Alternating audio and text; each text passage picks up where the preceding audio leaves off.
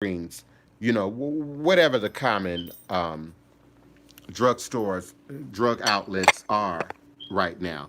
We might not be able to access that right now. So, absolutely, we're going to start pulling out our herb books, pulling out grandma's, great grandma's old remedies, researching things online in a very new way in this world that we now exist in. So, I've If always I could been. interject real quick, Go ahead, I please. just I just wanted to say that I strongly believe, Mom and I were just talking about this yesterday or so, that I strongly believe in the middle of calamity there is great potential for growth. So the flip side of this entire viral issue is we can turn back to nature, turn back to, like you said, our herbs and different things. That was one of the catalysts that got me started in the first place a while back on growing my own food, taking different herbs, learning the different herbs. Just can't do something because you see it on someone's page. Research is vital in what you do. And even though it's a calamitous situation right now, there's something to grow and learn from that in the midst of it, because you'll start to do new things and create new vibrations that you've never done before. And I think it's vital that people take advantage of that opportunity. Absolutely. And not only can you not just take what you see in social media and sort of run with it or on the internet, but you can't just take what you see on a TV commercial and run with it. We know for a fact, Hmm. there are TV commercials that sell products that you don't need, that sell products that ultimately don't work, that sell products that do the most minimalist of activities. One of the most recent one that really works my nerves, and don't laugh at me when I do this now. One of the ones that the newest ones that most recently works my nerves is the rose quartz phenomenon. I got rose quartz. Why I can't dab my eye? Why do I need okay?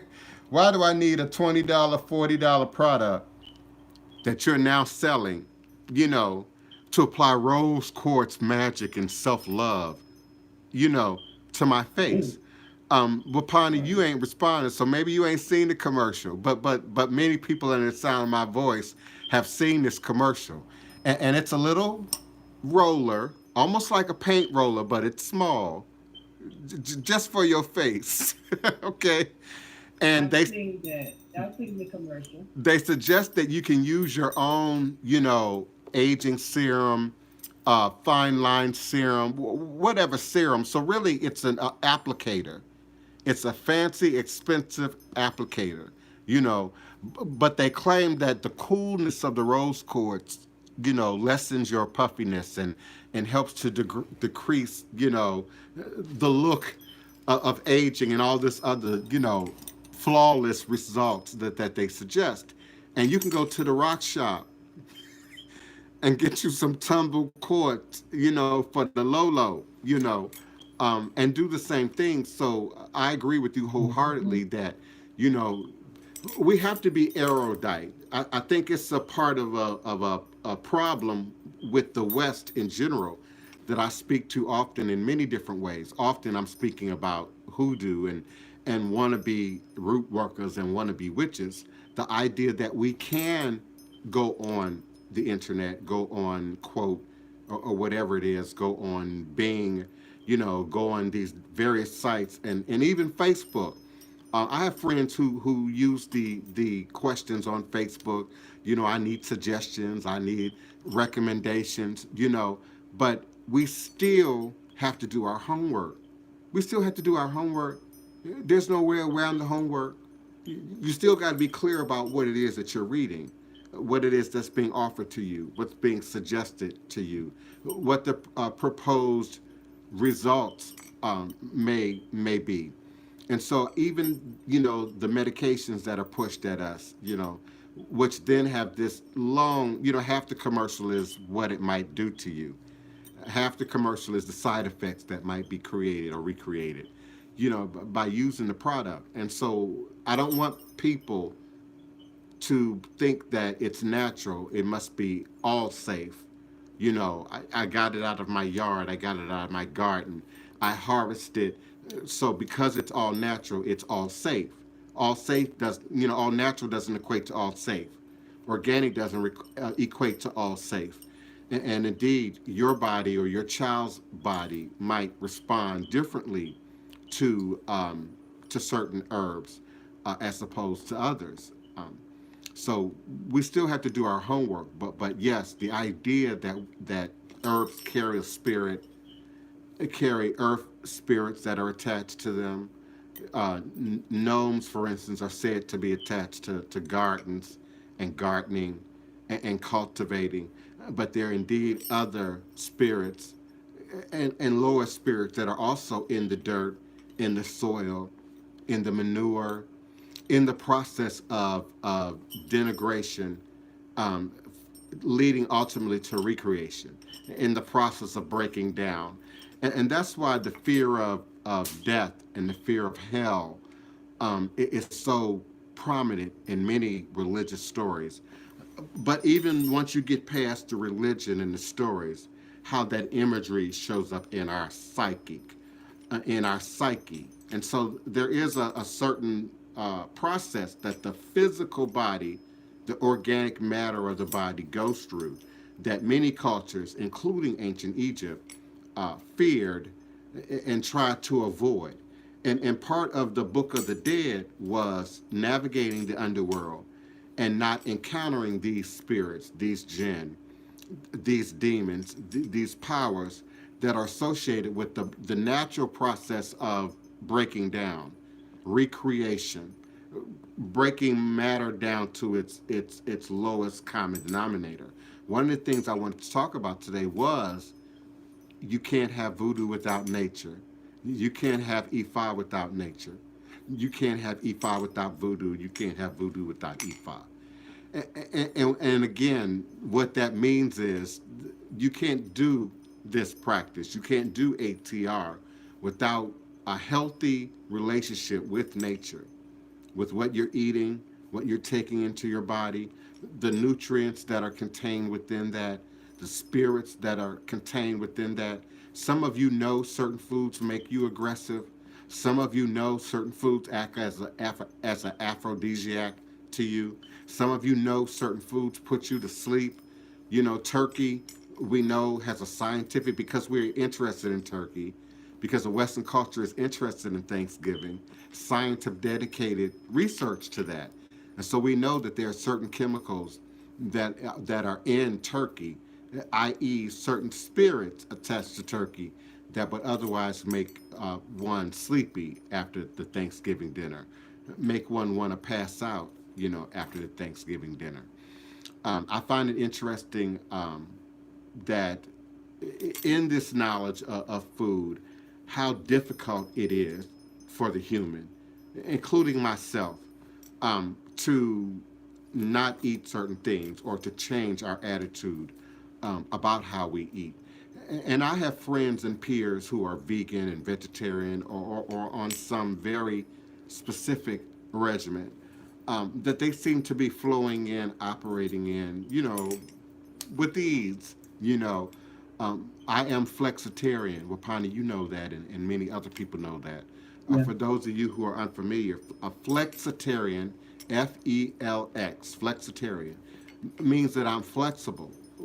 But technically, a flexitarian eats primarily vegetarian, but still will eat meat proteins, seafood proteins, dairy proteins to some degree. I will still incorporate that into my diet. And I'm still in a state of evolution, as many of us are. But I notice how I feel when I eat healthy fruits and vegetables.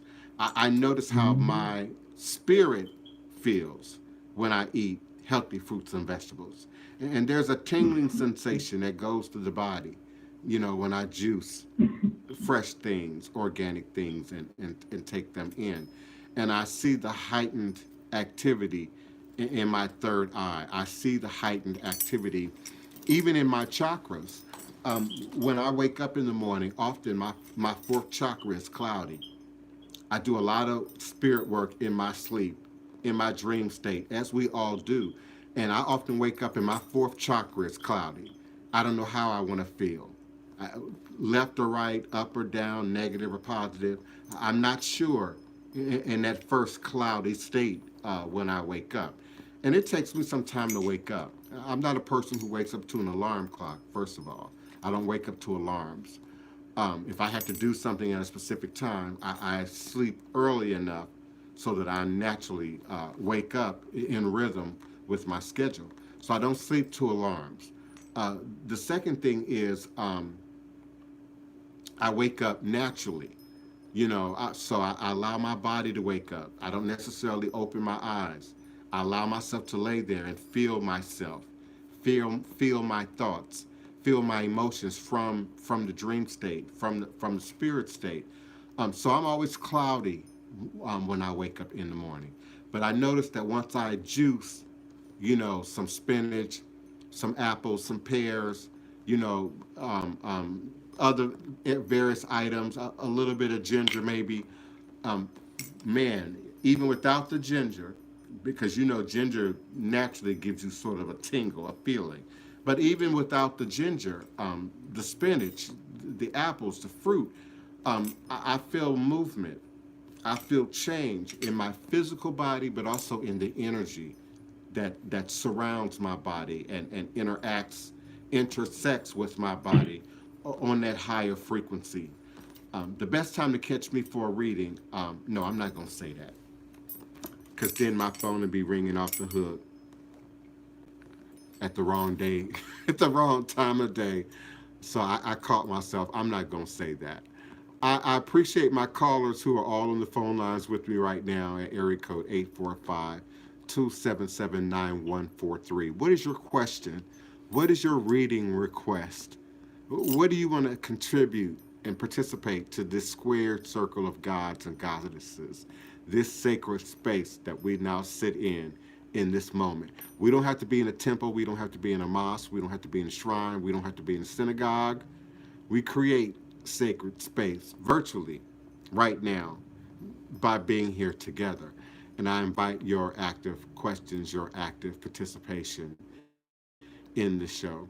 Area code 323, I'm going to say that 3 times. And now my YouTube Live has frozen.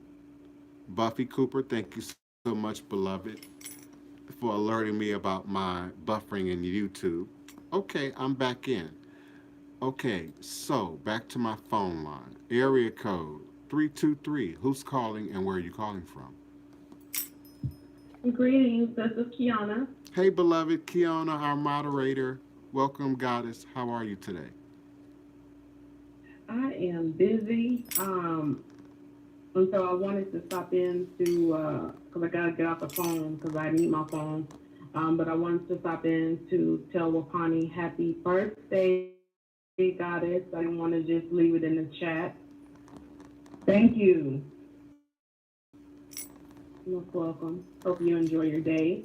And yeah, I'm here, y'all, but I'm not that much. I'm not in the chat that much. I'm listening in still, though. We appreciate you, beloved. Just you know what to do. Just mute your mic, and if you want to say something, you got a question, comment, you want to jump in, just jump right on back in.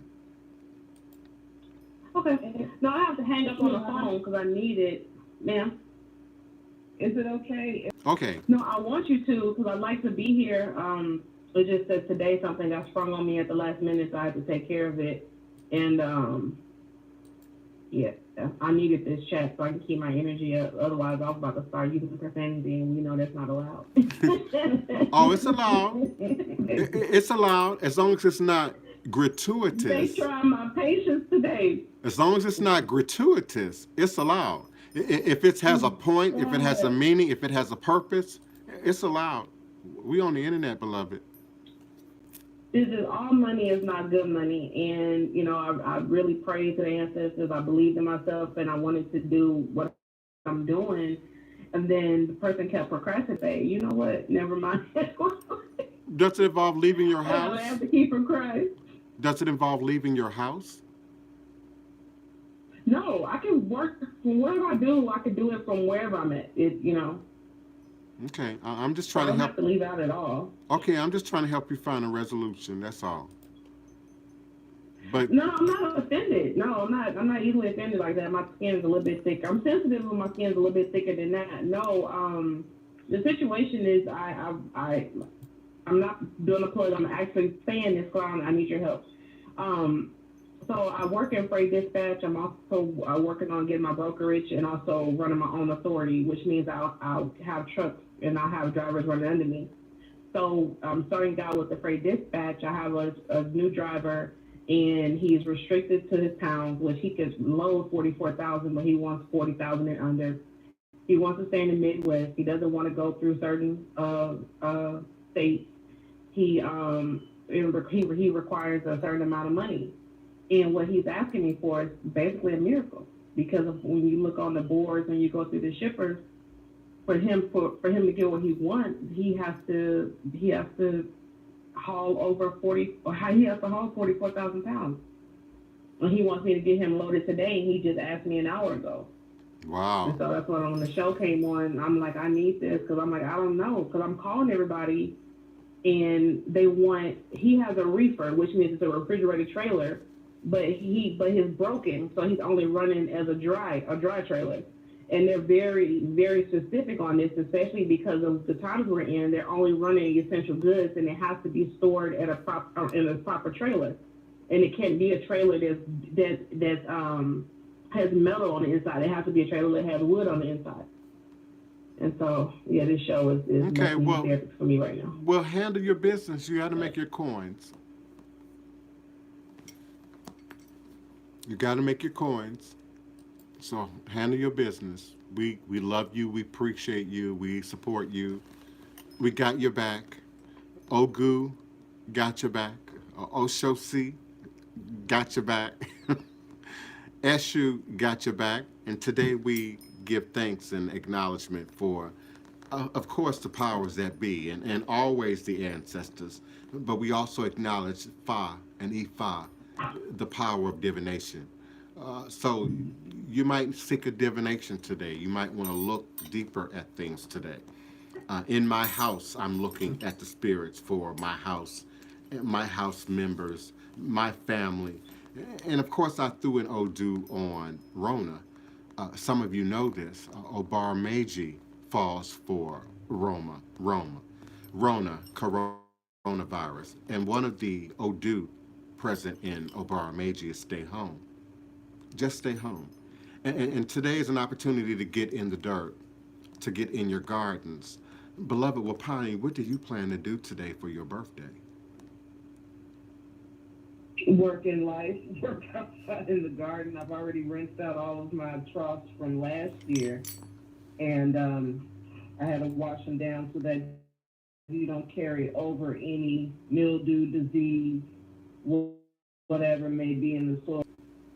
I hesitated because I buffered for a second.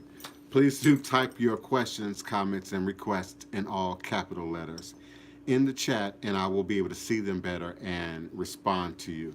Of course, you can always, and I invite you to call me at area code 845 277 9143. 845 277 9143. When you are ready with your question, comment, or request, do press the number 1 on your telephone keypad. I'll be more than happy to assist you. Yes, just jokes, folks. I am attending to the buffering to the best of my ability on this end. It's just been temporary, so I'm not going to end the show. I'm still at the present 84.2. But if it gets bad enough, I'll start another show, and I'll try and remember to alert you in the chat. I'm going to talk about hoodoo, voodoo, obia. I want to talk about the season and the weather of the day, and I invite your active participation. Anyone whose mic has been previously open, as long as you stay on the phone lines, your mic will remain open. You can mute yourself if you wish so that we don't hear your background noise. But then when you're ready with your question comment, or request, please just jump on in there, unmute yourself, and then jump back in there. New callers, press the number 1 on It your looks telephone like keypad. Nikki Walker has a phenomenal question on YouTube. Yes, Nikki Walker asked that I share some wisdom and personal opinion on why some seasoned YouTube tarot readers are deleting their channels and content. Some will continue to read, but without the cards. Thank you in advance.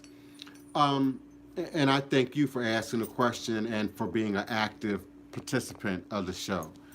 The stars of this show, if you will, are the people who speak, the people who ask questions, the people who share their voice. Um, there are a few reasons why I believe that's happening. On the one hand, I said all along that it was a trend. When it started happening about midsummer, when everybody became a tarot reader on Instagram all of a sudden, when everybody became a root worker all of a sudden, when everybody became a bone reader all of a sudden, with chicken bones, mind you, everything showed up in social media in oversaturation. As what happens in a trend, whether it's bell bottoms, whether it's the afro, whatever the trending thing might be, sagging your pants, there's a period where it's not very common. It's a little bit on the edge, but then it becomes fashion and it becomes fashionable. It becomes trending, and then everybody's doing it to a point of excess, and then the trend dies out and to some degree goes away, unless there's something rooted in it that's authentic today. And so people might find that, okay, she looks cute, that worked for the award ceremony, that bell bottom worked for that moment in time. So many of those who had no ogu, who had no platform, who had no foundation, are falling off now, Nikki Walker. I've seen it even among my own clients. I'm hesitant to say godchildren because my godchildren stick with me, or stick with me sometime and mature in a different direction on their path. But I have clients, initiates who started the process, stuck with me for a month, and then they went into selling services. Then they went into reading. They hadn't even absorbed what ministry is, how ministry operated. They hadn't even stuck around long enough to absorb what the business of applying services is, what the business of religion or the business of ministry is, what the business of selling a product is. There are people, including Keone in the group, who are in business, and so you know that there are rules to that, protocols to that, certain ways of doing things to that, even in operating in your creativity. We all have to get to the post office at some point. We all got to get to the bank at some point. There are points of connection there that are consistent throughout. So you ain't got no Ogun, you ain't got no foundation, and now you're trying to offer services. I found that some of my former clients had negative connotations for that, negative repercussions for that. It showed up in their health, or it showed up in their finances, or it showed up in vampiric, parasitic friends and followers that they now have that want them to turn those tarot cards over, all day and all night for the minimal amount. Often they were operating for the minimal amount. I suggested in the last show, pay attention to the free reader, pay attention to the dollar reader, pay attention to the $2 reader. There's a reason behind that, just like there's a reason behind the 99-cent store. That's not to suggest that everything in the 99-cent store is bad, but it's 99 cents. And you're getting 99 cents worth of value. No matter how pretty the packaging, no matter how pretty the advertisement, it's 99 cents. So you're looking at the date, you're looking at the expiration date, you're looking at the quality of the packaging and the quality of the contents of the packaging. It's the dollar store. It's a reason we buy at the dollar store. It's a reason we buy at the brand store. And some of you love the dollar store. Some of you like the sale. Some of you like the resale. But there are certain things, like your medication, you're not necessarily buying at the dollar store. You're not necessarily low shopping for. So those people are often perpetrating, beloved. Those people are often practicing, beloved. Practicing meaning practicing like you practice your clarinet, like you practice your piano through repetition so that you grow, so that you develop, so that you get better. It doesn't necessarily speak to where you are, but you practice so that you get better. So many of them, instead of doing the homework, they're actively practicing doing lab. I'm using college language now. They're actively doing lab without ever going to the lectures, without ever reading the textbooks. And maybe they are reading the textbooks, but they're skimming through, or they're reading books that are already skimming through, that are already not giving you the meat, but are giving you appetizers as it relates to the tradition. I've called out some authors before. I've called out some books before. Um, Gonzalez Whippler is one of my favorites, Santeria Experience. Love that book. Truthful book. She's standing in her truth from the beginning to the end, but she's not giving you any meat. And in so many words, she tells you that. She's sharing her experience. And sometimes we can share our experience of an event. We can share our experience of what happened without telling people what really happened there. Yeah, I was at the party. It was lit. You know, we had a few appetizers. We had a few refreshments. It was lit. What am I telling you about the party? Not a whole lot. It was lit. That's all you know about the party. You don't know who was there. You don't know what was really served. You don't know what music we listened to specifically. So when we start looking at our consciousness, our spirit, our minds, even our bodies, as Wapani interjected in the conversation, as we look at herbs and roots and plants and fruits and produce and even in some cases meat, we have to examine our source. We have to examine the source. So I look at books, I look at information, I look at knowledge as water. In divine symbology, it's water. It's represented as water. And in many of your religious books, when they're talking about water, behind that, they're talking about knowledge. They're talking about information and a level of danger. You know that's a trap. Often there are viruses attached. There are frauds and scams that are often attached. So you've got to be careful about responding to everything that's sent to you in Facebook Messenger and then resharing that. My attitude about that is if it's good, if it's useful, if it's important, put it on your page. Why isn't it on your page? So I'm very careful about responding to anything in Facebook Messenger.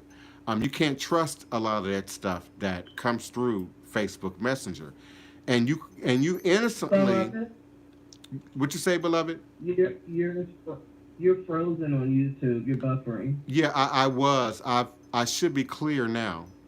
So refresh your page maybe, or give it a moment. Okay, I should be okay. I sure will. We just started. I should be. Yeah, I'm okay on my desktop. But I did buffer. I did freeze for a moment. So I'm talking about, Okay. you know, continuing what you said about paying attention to the information, and particularly where we get the source of the information. And I started talking about Facebook Messenger and how all of a sudden that's trending. So now we're getting all this, videos and information and posts, by way of Facebook Messenger. And if it's important, if it's necessary, if it's pertinent, area code 318, I'm coming to you next. Then post it on your page. Don't send it through Messenger. What also is happening is phishing is happening. Phishing is happening. area code 318. So what happens is, just like in your email, they're testing to see if these emails are valid, these email addresses are valid, if you're going to respond to them, and how gullible do you present yourself in the response. So you get a lot of these emails that are phishing. They want to see if it's an active account. They want to see if you'll click on a link so they can then, snatch your bank account information, or your IP address, or your personal birth date information that might be, or personal identification information that might be stored in your computer. So the next level of that, the new progression of that, is Facebook Messenger.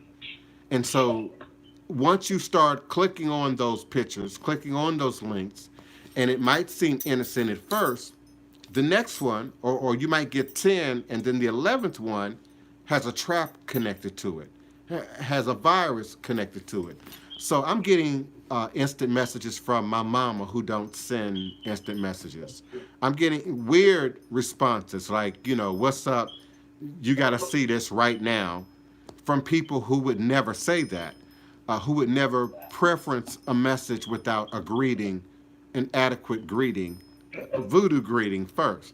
So y'all got to be careful about what y'all doing in that Facebook Messenger and responding to all of that viral nonsense that's being sent. Okay, so area code 318. I said if I say your area code 3 times, your mic is your mic is now open. So who's calling, and where are you calling from? Area code 318. This Hoodoo occultism, and I'm calling from Beaumont, Texas right now. Greetings, beloved. We certainly appreciate your support and your regular attendance and participation in the show. You too always have powerful questions and information to share. So what's your question or comment today? Okay, my question is, what about the people who can't afford a initiation? What about the people who don't necessarily know any people who's teaching in the area, um, you know, stuff like that? What about the people who can't afford initiation, who can't afford to be mentored by someone? What do you recommend for those type of people? Okay, you asked two questions, maybe three, but the third one kind of reflects back to the first one. That's why I'm here. Now, that's not an advertisement. Hold on. Listen to what I'm saying. That's why I'm here. That's my motivation for being here. I've told the story before of how I ended up online in the first place. Oh, I had an email address. I went to college back in the 90s, and going into the 2000s, at Harold Washington in Chicago, actually. So I had an email address, but I wasn't what you would say active online. I wasn't savvy online. I didn't know anything about social media. I didn't know anything about the various activities at all that were going on online until Hurricane Katrina. And because of Hurricane Katrina and the displacement and the FEMA and the Salvation Army and the Red Cross, that's when we first were introduced as a culture, as a society, to facilities and organizations and governmental businesses, sort of now making it more of a prerequisite to get online. I believe even now Social Security, might require you to some degree to have some internet access in which to hoodoo occultism. First, it was about connecting with resources. And I know I'm buffering on YouTube, so give me a second. I should be clear now. I first got online. It was about accessing resources, finding people, applying for things, right after Katrina. And in doing so, you got to create a username. You got to put up a face picture. You slowly begin to reveal more of your identity, more of your personality. And so then people became aware of who I was and what I was doing. Wapani, who is my blood sister, for those of you who don't understand that, we grew up together in the same house. could tell you that I was dibbling and dabbling in voodoo and hoodoo and reading the books in junior high school because I could get them, from the library. So it wasn't a new phase for me to be operating in voodoo or to be offering readings or services, but it was a new awareness for me that who I was, what I was of interest to other people. So from there, I began to post. And many of you know Tony Val Martinez on Facebook. Um, she also, similar to me, posts like me in terms of knowledge, culture, history, tradition, and that grew a great following hoodoo occultism of people who absolutely wanted connection to their roots, to their ancestors, to their ancestry, to their indigenous bloodlines, but also didn't know where to go necessarily, didn't know much about ATR. ATR meaning traditional African based religious spiritual systems. And so the next thing was, well, do you provide readings? Wow, we like your pictures. We see your shrines. It was never in the beginning an advertisement, but I would post pictures of my shrines right after Hurricane Katrina because they were in motion. I was having to set up again anew now in Texas, in Dallas. I was having to set up anew now in Jackson, Mississippi. I was having to set up anew now in Memphis, Tennessee. And in that process, cell phone technology was changing. Our video and photographic awareness as a culture was evolving. And so I was posting, one of the first people really who started posting altar pictures, authentic altar pictures. And I can remember when I was debated for it, when I was challenged for it. First it was, why are you doing that? Why are you sharing what's sacred? What are you revealing? Why are you revealing the secrets? And then people over time came to understand that I wasn't giving away the secrets. I've never shown an open pie. I've never displayed a taurine and then opened it and then removed all the items and gone into detail about it.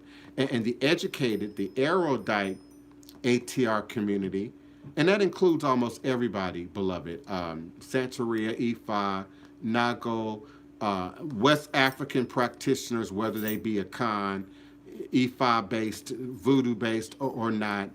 Black witches, of course, paganists, but I'm talking about the erudite, those who are educated, those who know what they're looking at, those who know the language, those who understood, begin to understand. I'm buffering what's being posted, but I've never violated the codes. Just like Masons don't violate the codes, people who are in mystery systems don't violate the codes. And so then it became, how I was posting or how I was looking in the post. Then it became very shallow in terms of the attacks. And I say it again, as I said before, no one's challenging my information. Nobody's challenging what I'm saying. They just challenging how I'm saying it and that it's me, and the environment in which I'm saying it in. And the fact that so many of you are open to it, are responsive to it, are hearing it and are taking it in. So I know now that I even have those who come behind me who are now mimicking me in Patreon, in YouTube, in Facebook, in IG, who are now trying to be more internet savvy. And today we're seeing it because of Rona, of course. Everybody's in it. Celebrities, comedians, entertainers, writers, politicians, everybody now is learning the internet anew because of coronavirus. Everybody's reintroducing themselves to YouTube. So we anticipate competition, Wapani. We anticipate people. Can I ask your question real quick? Sure, but let me get If I this. can Let me interject? let me get this out first. We anticipate competition, Wapani. We just have to check our information. Go ahead. Yeah.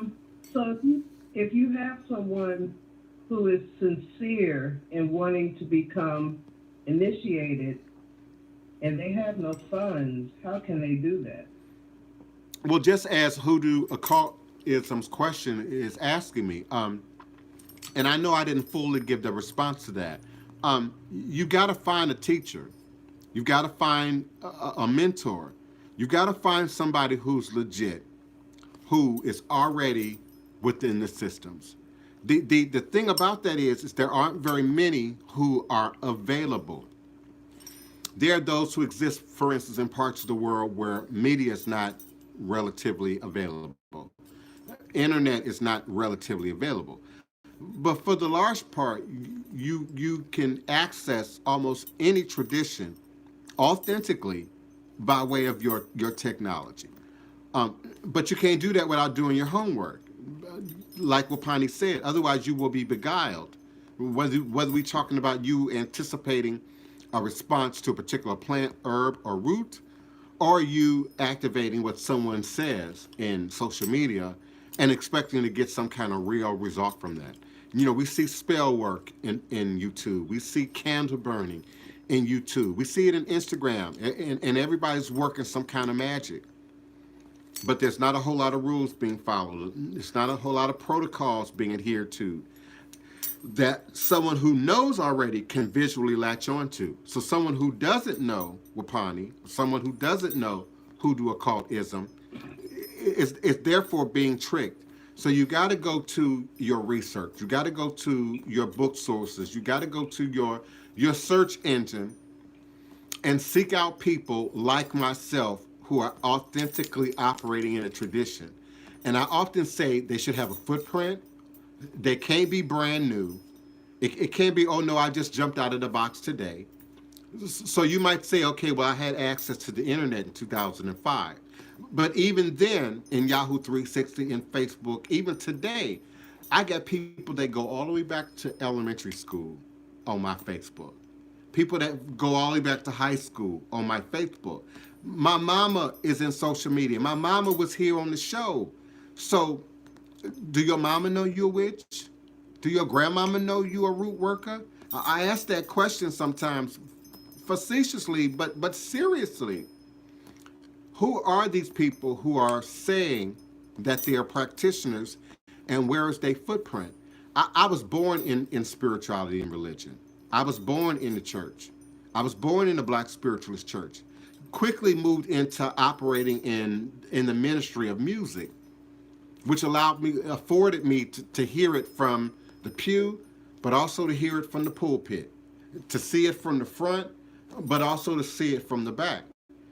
And again, me and Wapani were operating in spirit realm in elementary school. She and I taught ourselves guided meditation as children, you know, and would travel to other parts of the world, particularly China for some reason.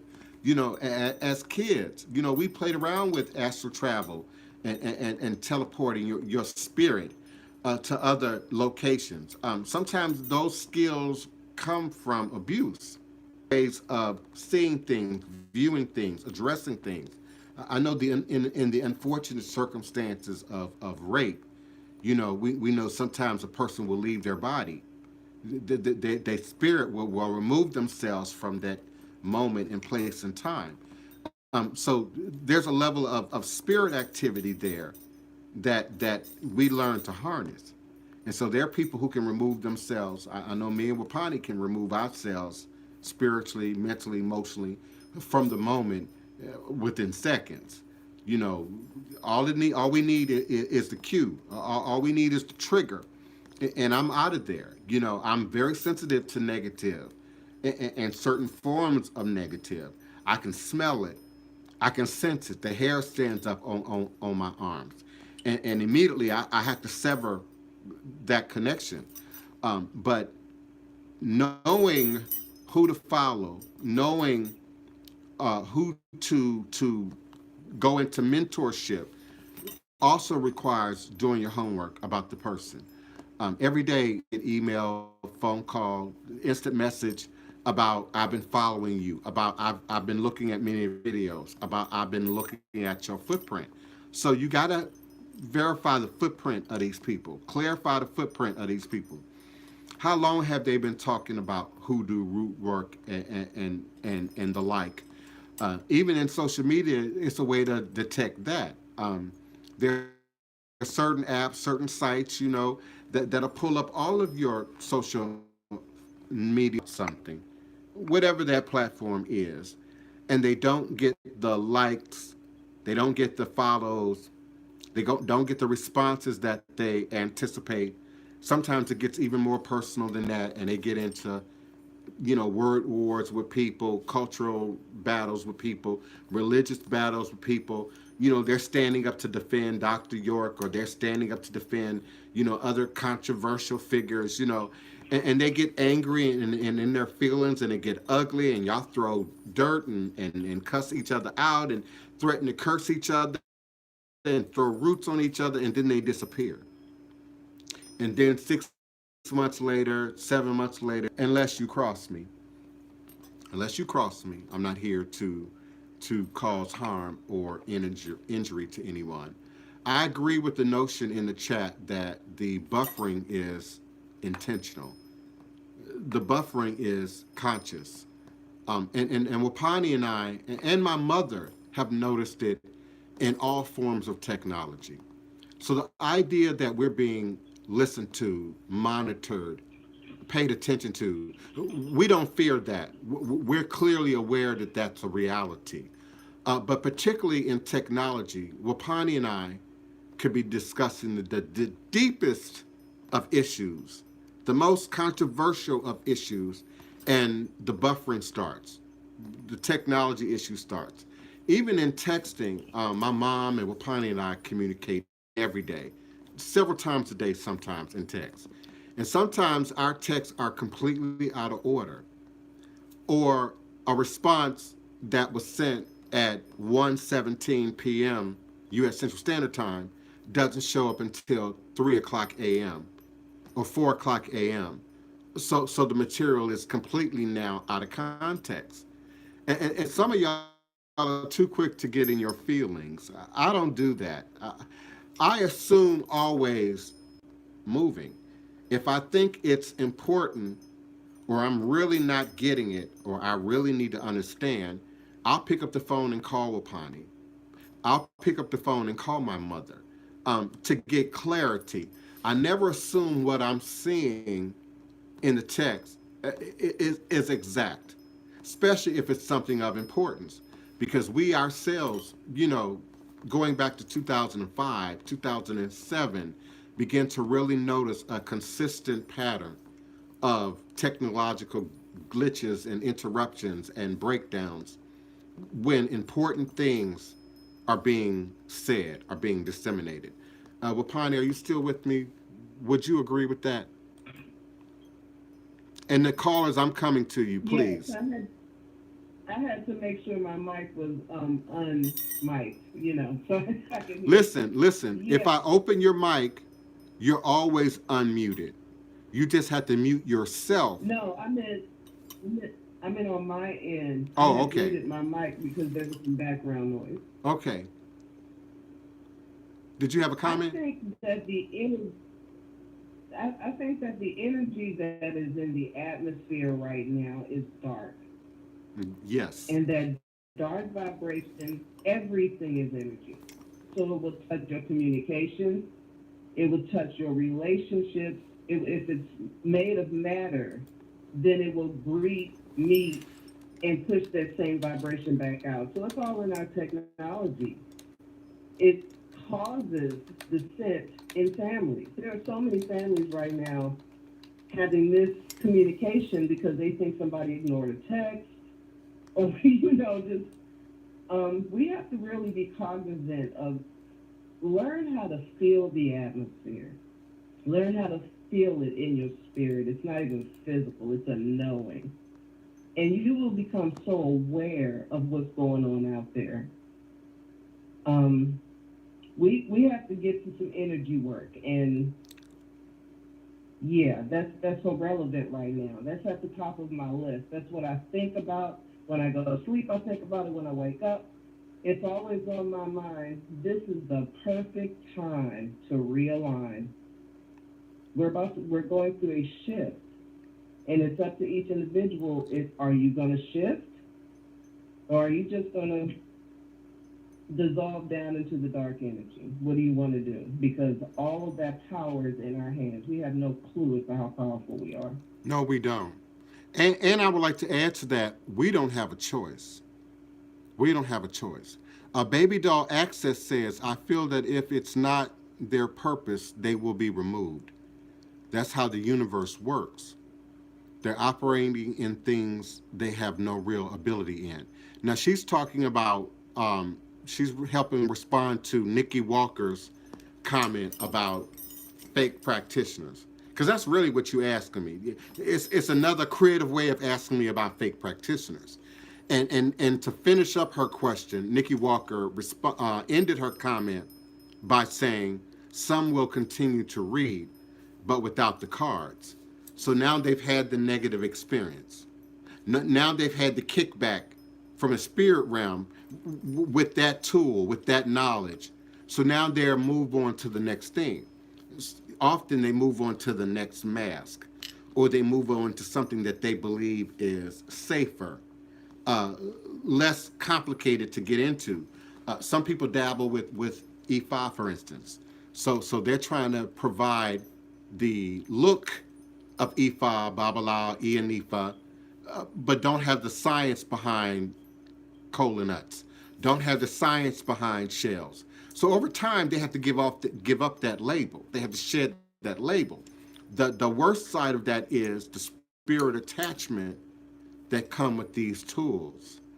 The spirit attachment that come with these tools. And let me be clear, almost everything in life has a spirit attachment to it. That is sort of the wisdom behind animism, and our indigenous ancestors who practice what archaeologists refer to as animism, the ability, the understanding that all things in creation inhabit a spirit.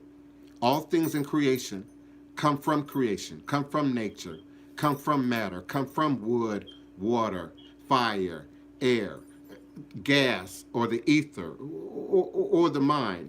And so therefore, everything has a spirit attachment. Some things have a muted energy, a less important energy, an energy that's not as strong, that's not as drawing as others, like plastic, for instance, has a muted base, low energy. It's not going to hold much of a frequency, if you will. It's not going to hold much of a program, if you will. But plastic can harbor lower base negative energies, arguments, fights, disputes, disruptions can be set up in plastic.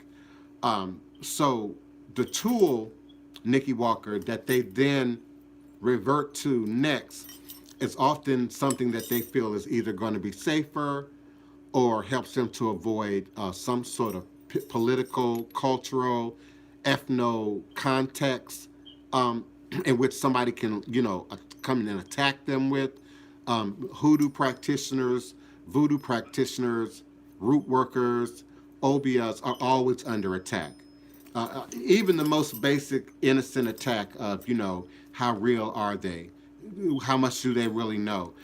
That sort of attack is constant.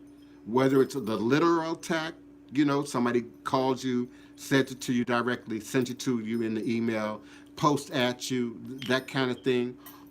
But also the evil eye. The people who are looking at your profile, looking at your page, looking at your video, thinking about what you say you are, what you say you represent, and feeling some kind of way about that. So there's the person who's watching me right now at 2:15 in the morning, who is Christian, who is evangelical, who don't believe none of what we're saying right now, and you're projecting negative energy at me. You're projecting toxic energy at me. And so some people might say, but it's a film, it's a video, it's not in real time. But look at Islamic culture, look at Muslim culture, look at Arab culture. Once upon a time, they didn't allow you to photograph them. They didn't allow you to take pictures of them. There are ethnic groups in indigenous parts of the world, still Asia, Africa, South America, who still won't let you photograph them for the fear of you capturing their spirit, capturing their energy, having something now to focus good feelings or negative feelings onto. And so they understand that there's an energy attachment there. We hold on to grandma's picture. We hold on to the baby's picture. We hold on to our children's pictures when they were young because we want to hold on to that moment. We want to hold on to that feeling. We want to hold on to that energy. We want to hold on to that memory.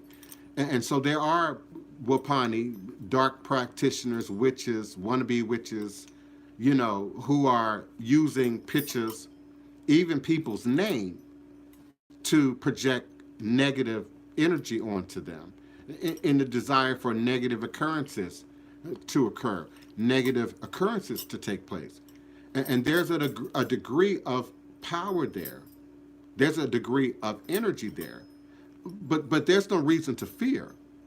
The person who walks righteously, the person who does no one harm, the person who's done you no harm, who's operating innocently, who's operating blindly, can't be bound by you, can't be cursed by you, can't be harmed by anybody. So it's not something that we fear. It's more of mind your business, mind your path, mind your truths, stand up in your truth. It's more the message. Those who do deliberate harm, that's a whole nother story. Those who throw a rock and hide their hand, that's a whole nother story. And even the rock that's thrown and we don't see the hand, which is often the case in many instances, whether it's, in the workplace dispute, whether it's in your family or your social structure dispute, and the rock has been thrown and you don't necessarily see the source. You don't necessarily see the hand. We are still able to harness energy, harness power to reverberate that back, to send that back to the source, but also send up a shield of protection, or a protection that prevents that from penetrating, from passing through. I hope I'm addressing all of my questions, particularly in the chat. Area code 305, forgive me, 305, I'm coming to you right now. Area code 305, your mic is open. Who's calling and where are you calling from? Andrea from Miami. Greetings, Andrea. Greetings, Miami. How are you doing today?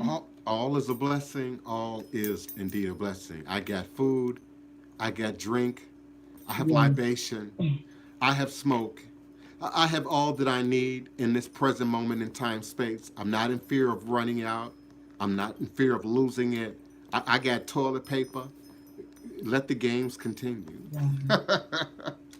Oh no, I know. Good spirit, great spirit. That's awesome. Well, listen to your radio blog today. Just wondering,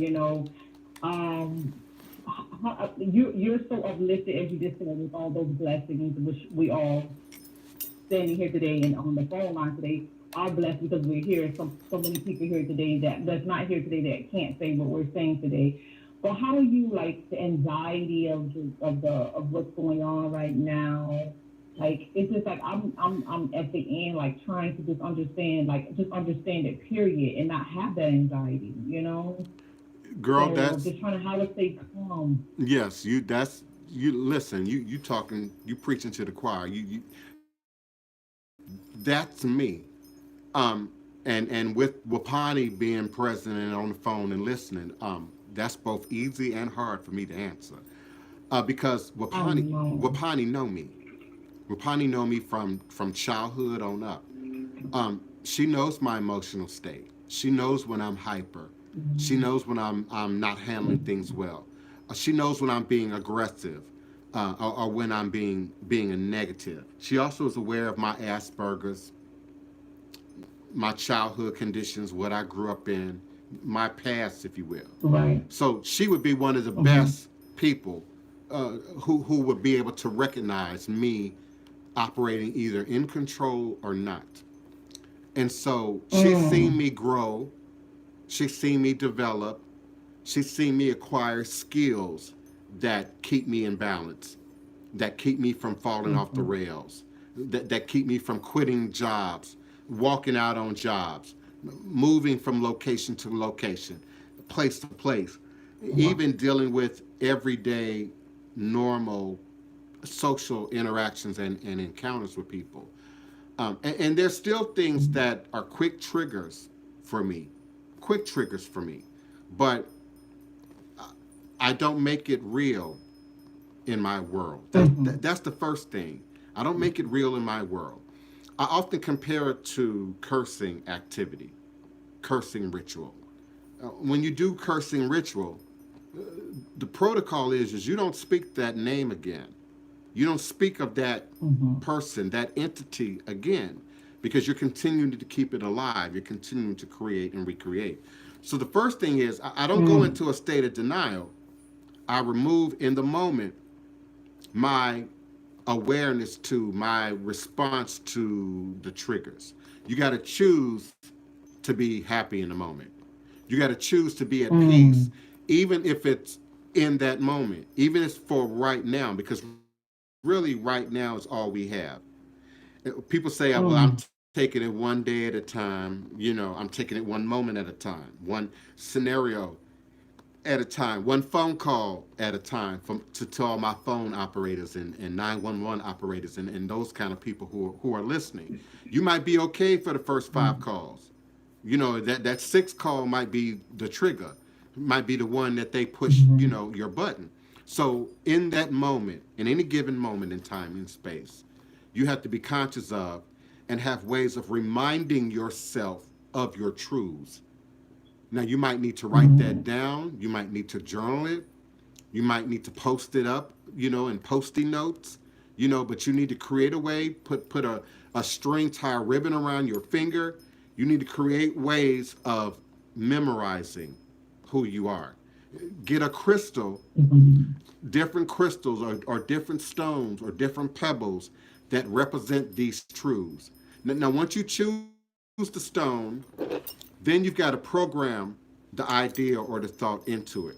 And you do that by saying it over and over out loud. You do that by writing it down like we used to do in elementary school. Write out 500 times, I love myself. I'm true to myself. I am, whatever your affirmation are. I am calm in this moment. I am peace. I like to say be peace. Be peace. And I'm talking to you right now, beloved. Be peace. You ain't got to be nothing else. You ain't got to be right. You don't have to be in charge. Just be peace in that moment. Your own peace. And sometimes we look at it as, peace from a very external perspective. Quiet, silence.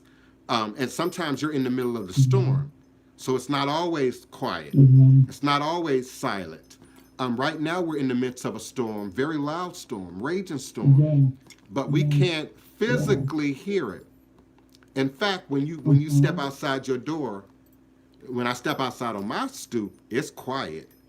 It's eerily quiet. All I can hear is my rooster, the chickens, in the neighborhood, a dog every now and then. It's eerily quiet. But those who have ears, let them hear. Those who have eyes to see, let them see. Those who have ears to hear, let them hear. Some of you step out on your stoop in all that silence and you hear loud noise. Loud noise. Corona has a very loud noise. And the energy that people are expelling and associated with it is loud and aggressive. You can feel it. I know some of my peers don't want to talk about it. I call them on the phone. They go out of their way not to talk about it, not to mention it, the monster, it at all. But you can feel it. It's all up and through. Just like bereavement. Some people bereave well, if we can say that. I don't know how anyone can bereave, in a positive way, but you can grieve well, and they don't break down, and they're not crying, and they don't lose themselves.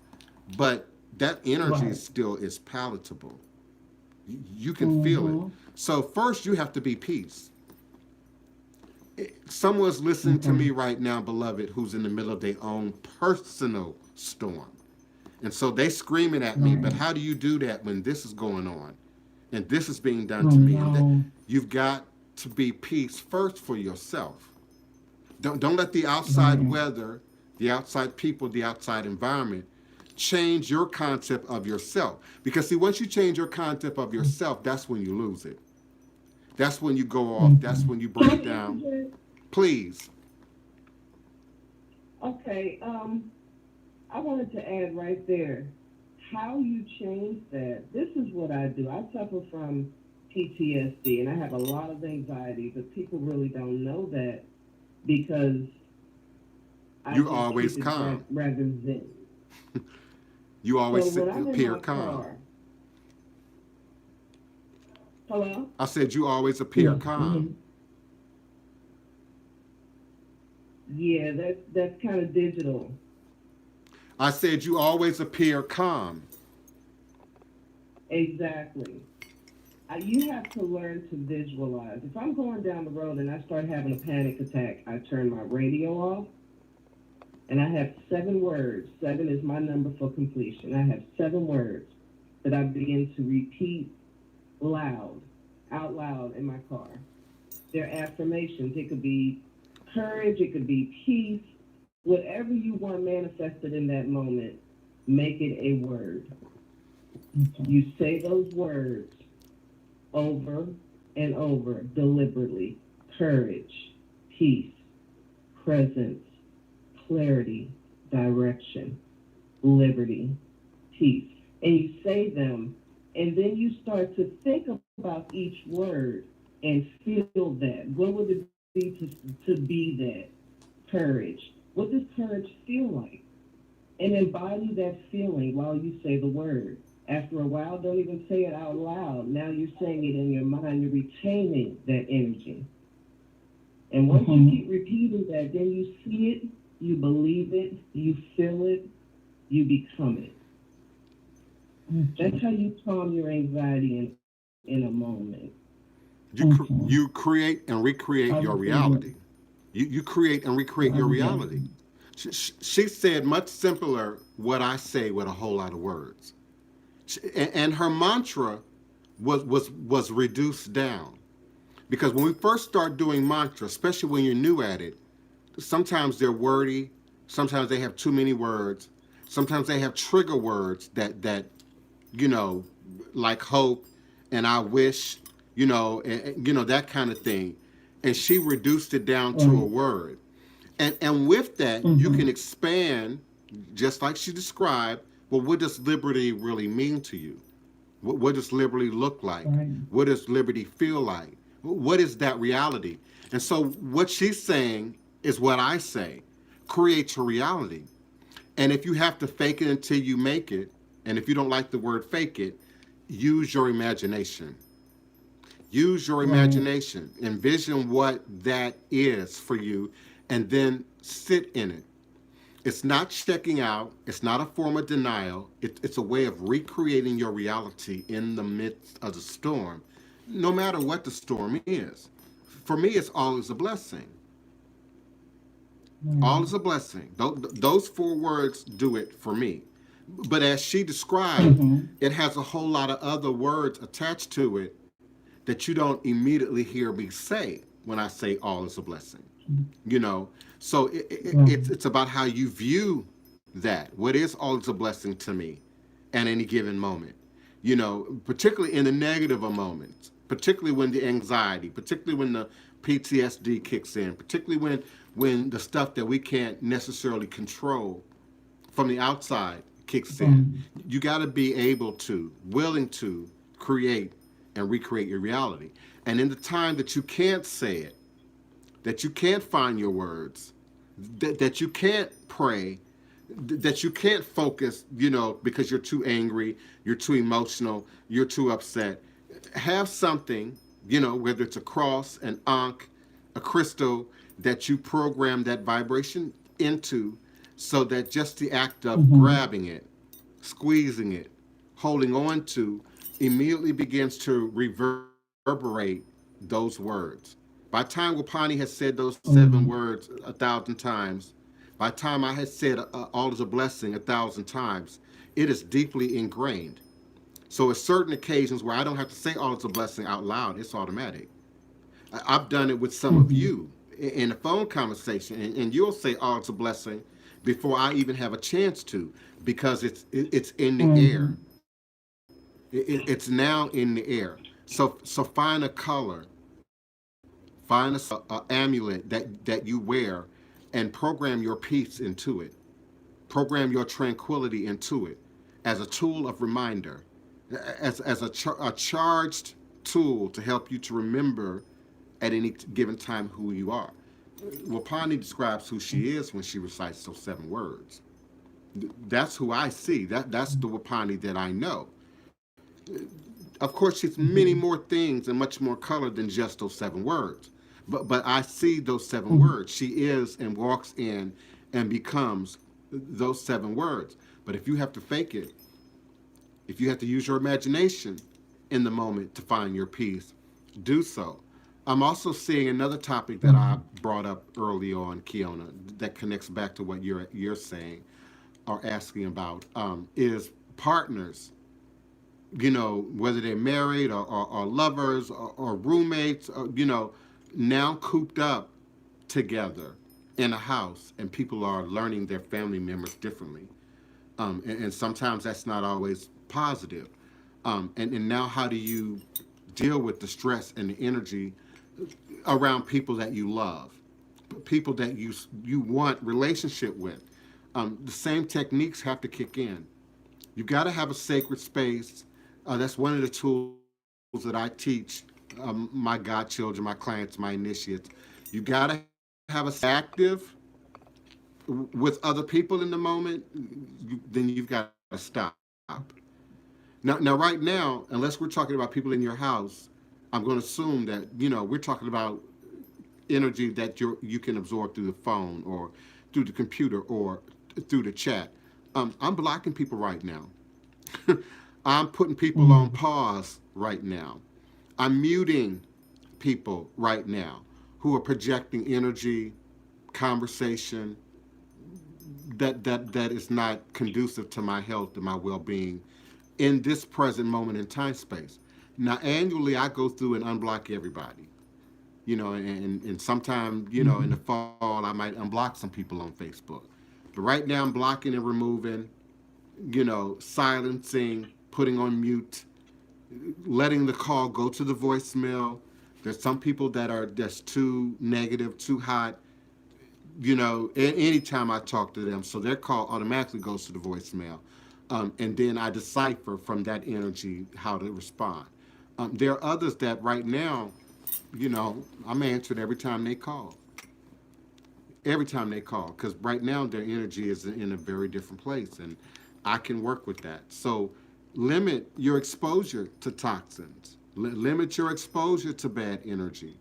Limit your exposure to the people, places, and things that are also triggers to this energy for you, beloved. I invite anyone who has questions or comments to please call in to 845-277-9143, 845-277-9143. You can just listen, but you can also press the number 1 on your telephone keypad, and I'll also bring you into the conversation. Now, caller, your mic is open. If you want to, you can mute yourself so that we don't hear your background noise. But if you have another question or comment, just unmute yourself and just come on back into the conversation, and I'll respond. Chat room. Some people can't type in capitals, Wapani. Some people, for whatever reason, are locked out in typing in capitals. So make sure you use correct punctuation, question marks, and quotation marks, so that I can identify the questions in the chat.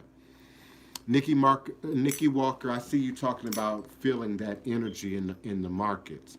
Now, why are you in the markets, and particularly right now? Where are you located, and why are you in the markets? Um, and why are you exposing yourself to people right now, beloved? Nikki Walker, I need some answers from you about that. Help me out here. I'm looking for my questions, Blog Talk Radio, in the chat and my capitalized comments. So, Yeah. um, yes, Wapani. earlier I had touched on. I really wanted to talk about the power in the blood because most people see that as, there is physical power. It helps on a physical level, but there's a metaphysical power in our blood. Can you touch on that?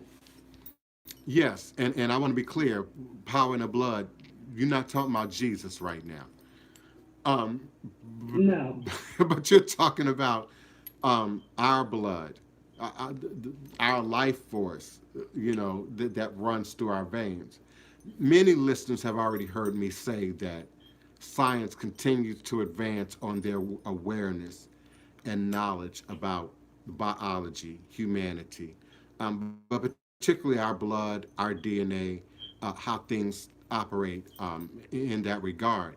And so, one of the newest uh, evidences that science is now pushing and promoting is the awareness that ancestral memory survives in our blood. But it's not just ancestral memory that's standing up. What your great grandparents favored or did not favor, what their experiences left as a footprint on them, what they ate, where they lived, the amount of stress that they had to live under.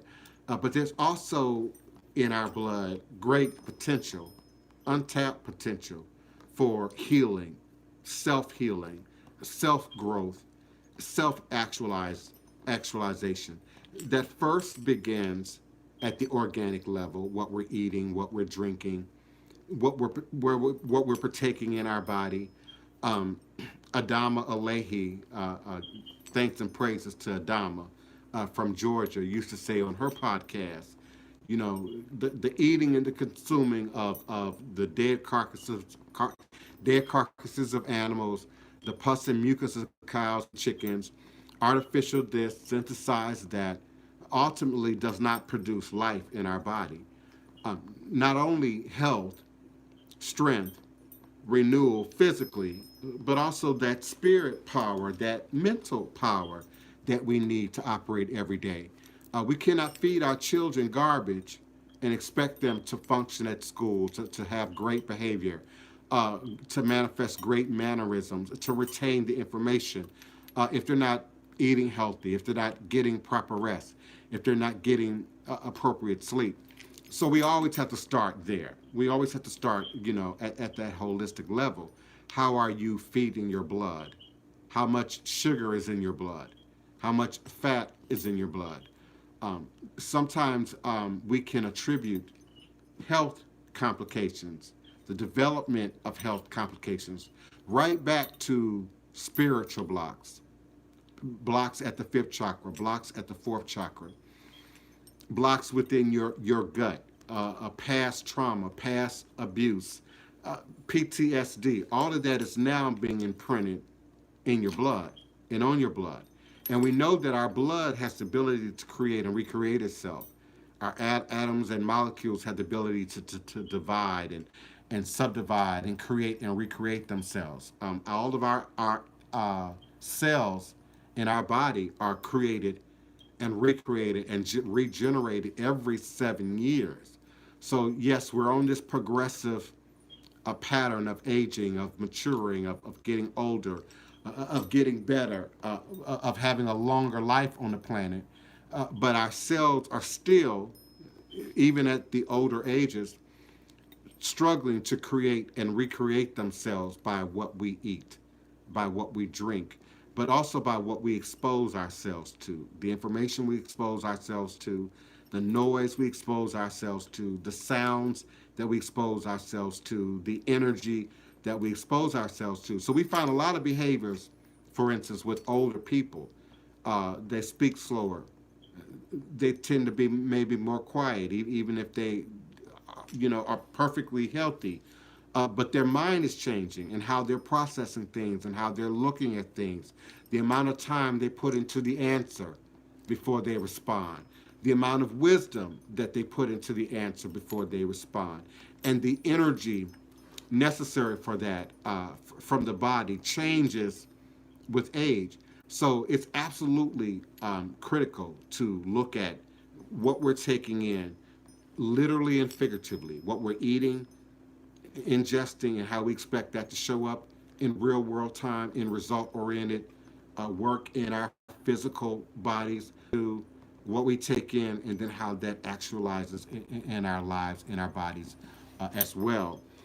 The danger of the wannabe practitioners that we talked about earlier, claiming spirit attachments, claiming the ability to communicate with the dead, claiming the ability to see the past and the future, is that their own demonstration, and I say this with Wapani standing right here listening, their own demonstration either speaks to the truth of that or not, either speaks to how they're applying that in their own lives or not.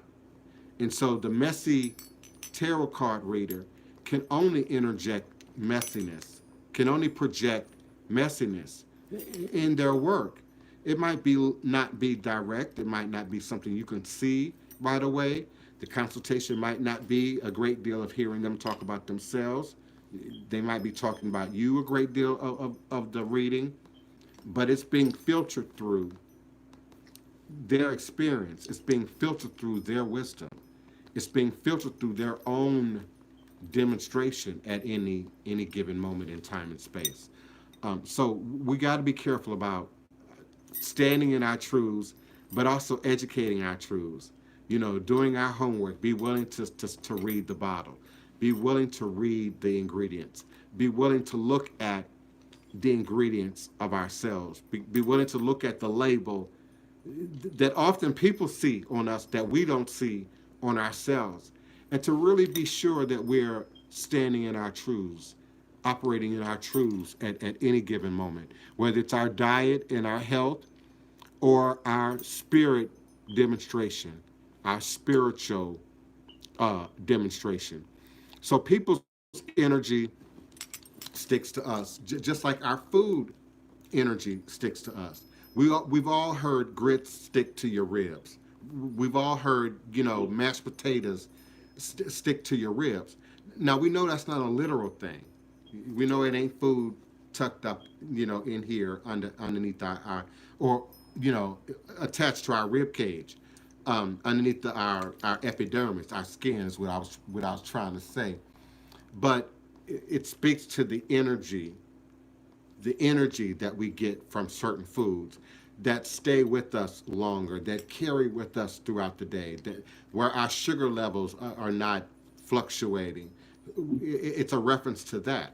So we want our spiritual food to stick to our ribs. We want our spiritual food not to be anecdotal, not to be the placebo effect, not to be just feel good in any present moment in time space. So shifting that energy around requires your imagination. And we have either given over imagination to the realm of children or foolishness, or we have given over the realm of imagination only to artisans, using your imagination to create a new design, to create the new painting, to create the new book. But I want to remind you that God gifted us our imagination for a reason. And it's one of the closest tools to spirit that we need, that's required in order to move into true, authentic spirituality. And that's your ability to use your imagination. You have to be able to create and recreate. You have to be able to imagine.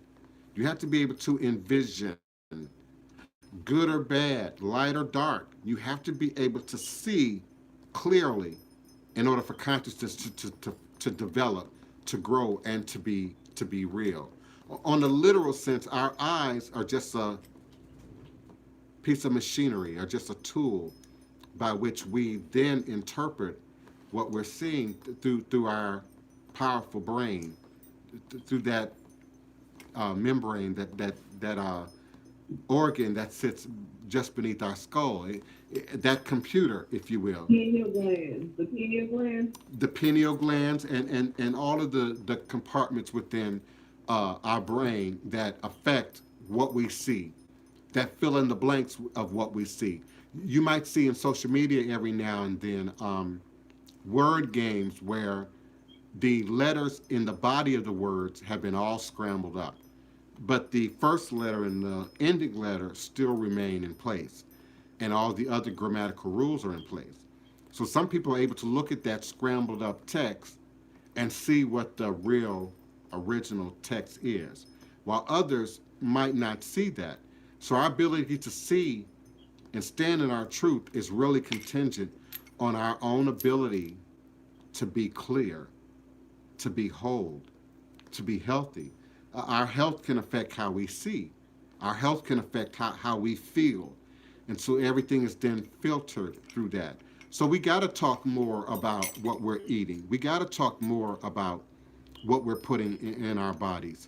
We've got to discuss more veganism and vegetarianism and healthy living also as part and partial to revolutionary Hoodoo, New Orleans Voodoo secrets and recipes.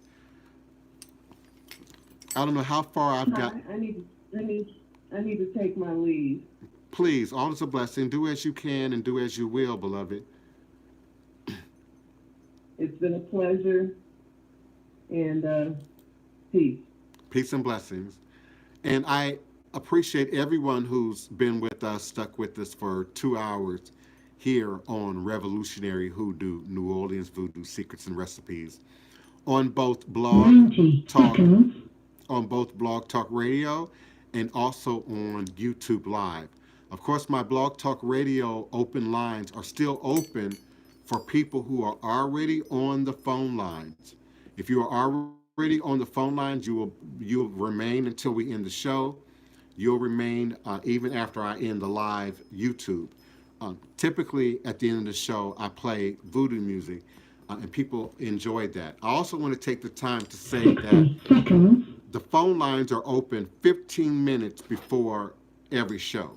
So at 1:45 is when I call in.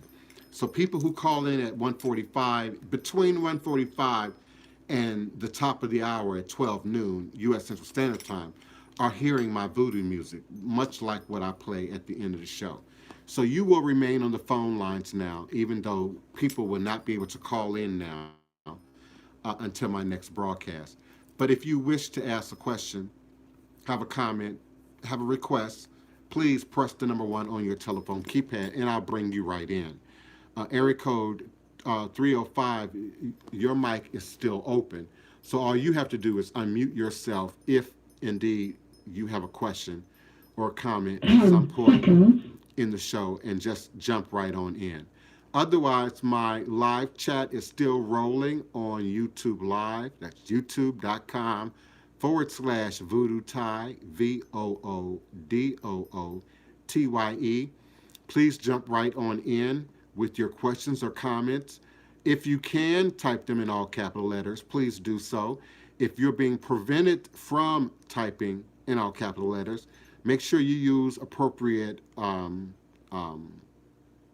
quotation marks and question marks, punctuation, appropriate punctuation, so that I can see and respond to you appropriately in the live chat. I certainly do appreciate the time, the energy, the love, the knowledge that's shared in this sacred space, this squared circle of gods and goddesses each and every day at high noon, U.S. Central Standard Time, here on both Blog Talk Radio and, of course, YouTube Live. Yeah, those wannabe practitioners, they just don't know what they're asking for often when they step into this space. It's a lot of work on the real. It's a lot of energy on the real. It's a lot of spirits and energy attachments on the real that any legitimate practitioner has to encounter, let alone the wannabes. Thank you, Baby Doll Access, for being present and showing up and showing out. I certainly appreciate you and your comments and your love and energy here in the space. I'm scrolling to make sure I haven't missed questions, I haven't missed comments. Thank you so much, Buffy Cooper Peterson, for your comments and your love and your support as shows up in the chat. Thank you, Tanya Chapman or Tanya Chapman. I appreciate you and your comments for being present. Keisha Smith, I hear you about getting in your feelings. You know, some of us, to a greater degree than others, have to really learn how to navigate getting into our feelings. As always, I strongly suggest journaling. Journaling helps us to separate our ideas and our thoughts and our dreams and our visions from real world activity, but also gives us a place to see it, a place to see our thoughts, our ideas, and then reference that and compare that to real world activity. And so I write about my feelings. I write about my thoughts. I write about my moods so that I can distinguish that. Yay, yay, Makun, greetings, beloved, so that I can distinguish that in the chat. I can distinguish that, not in the chat. I can distinguish that from the inner chat, the inner language, the spirit language that are being spoken at any given time or space. I'm trying to read my live rolling chat at the same time. Yeah, Makun. I hear you being instructed by spirit not to operate in the realm of cards. And in all honesty, I had almost a decade of time that I had many decks of cards that I could not use, wasn't allowed to use. Really had to grow into the one or two decks that at any point that I would eventually start to use. But people underestimate the power of paper and the power behind your tarot cards and your oracle cards and all the new names that they are masked behind today, that they are presented behind today.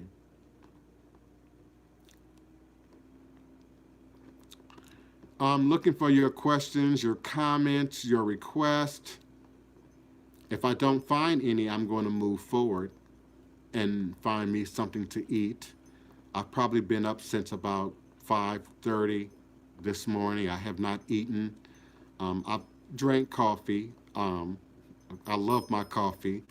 The ancestors love coffee. The spirits love coffee, but I haven't eaten. So I will if I'm not getting much activity in the chat. Thank you, Mom, for being present. I really love you and appreciate you for being a part of the show, for being active in the chat, for showing up. I appreciate you. I want to thank Wapani again and wish her a happy birthday along her journey. Keisha Smith, I see you responding about my comments about the trickery with the text. Yeah, it's an ongoing problem. And I appreciate you all. Thank you, Buffy Cooper, for being present. I'm going to move forward. My sugar and my diabetes and my stomach is truly calling me now. If I don't have any other questions or comments in the chat, okay, Hoodoo Occultism, I see you raising your hand, beloved. Greetings, beloved. What's your question or Hey, how you comment? doing? I just wanted to know some simple things for spiritual baths, cleansing your aura. Just something simple. Now, what I'm going to say is going to sound simple. It might even sound a little bit corny, but it's the truth. I would start at your garden store or really your local grocery store. Now, normally that would be my answer. Right now, it's a little different because we all on this lockdown. We all on this stay at home. We all have this curfew thing that's going on. So if you can order your plants and your herbs offline, do so.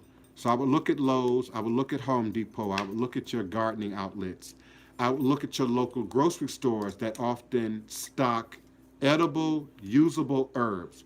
Herbs that are often going to be used in cooking, like your mints and your rosemary, stevia, for instance, oreganos, basils. But these are also very basic, very safe plants coming into holistic medicine, holistic awareness, holistic health, which involves both the body and the spirit. So those are great plants to start with. Various parts of the plants give me a different response. For instance, I like the flowers.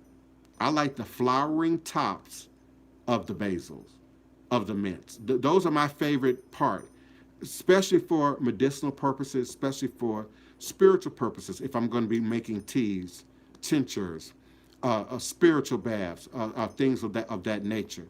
Now the leaves work well, and to some degree, there's still going to be a certain amount of stem that you're going to break up, great into your spirit bath.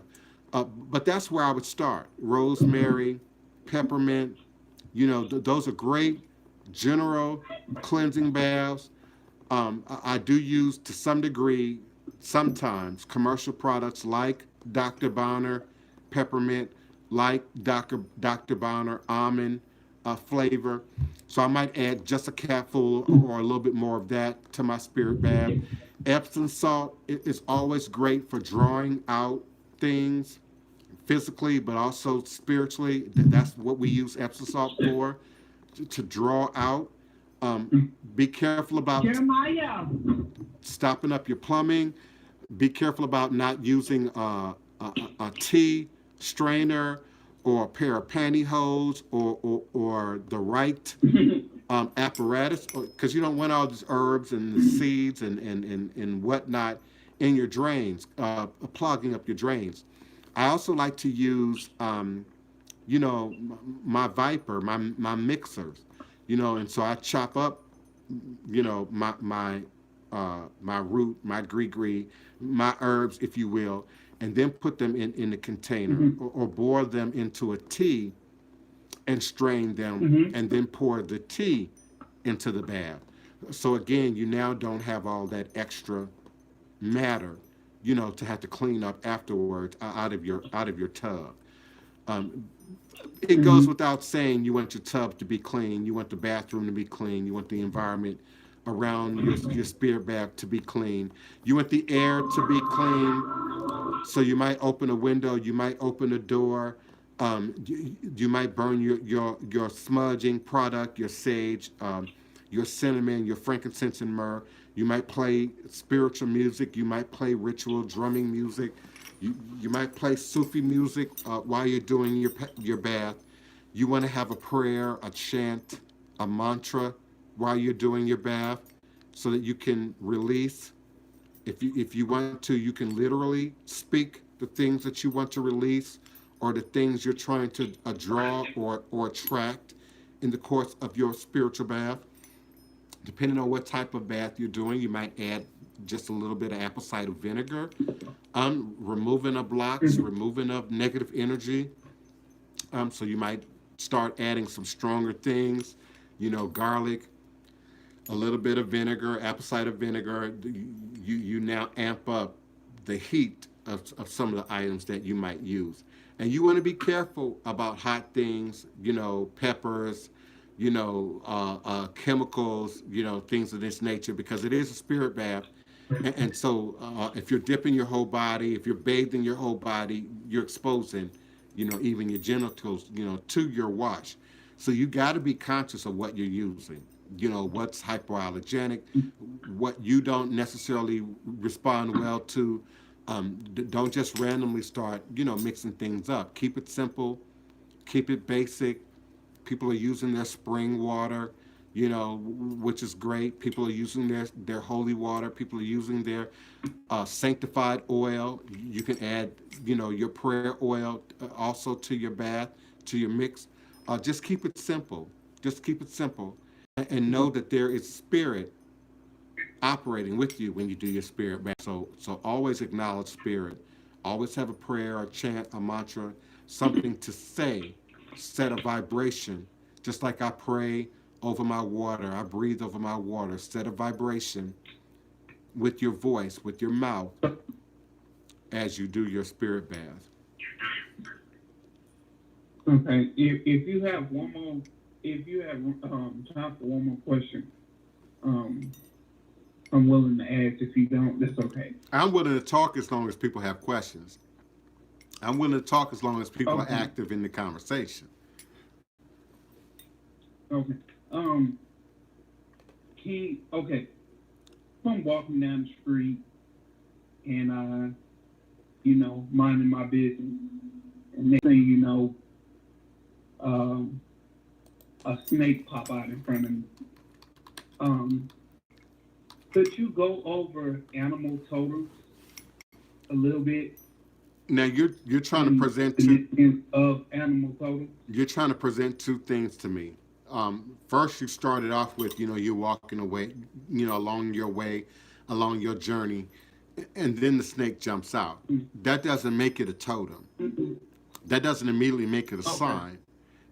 You in the Okay. woods, you in a rural area, you in the country, you in the suburbs. It's going to be animals. So be sure that you're not operating in the old world mindset, Babylon, that we shouldn't have nature in our environment. See, the Western culture says we should not have nature in our environment. So we pollute our yards with Mm-hmm. toxins to kill the herbs, to kill the rice and the Yeah. seeds of the ground. We put up a fence to either keep our dogs in or to keep other animals and wildlife out. So in the West, we have a very unhealthy relationship to animals, to nature, to the spirit realm. Now, in the second part of your question, which I separate from the first part, the snake just jumping out.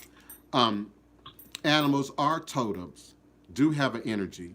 Mom, I'm going to end the show momentarily, maybe 10 minutes. Um, Animals do have a totem, do have an energy, do project a sign or a symbolism that shows up in our dreams, that shows up in our art, in our creative work, that can show up physically in the real world. But be sure you're separating the organic. If I'm walking, hell, if I go out in my backyard at 2 o'clock in the morning, I anticipate I'm going to see a possum, a raccoon, and maybe there is a snake out there and I just don't see it in the dark. So don't assume that that's your animal totem presenting itself. Now, if the animal does something unusual, we might have to look at that. If your dog is walking backwards, we might have to look at that.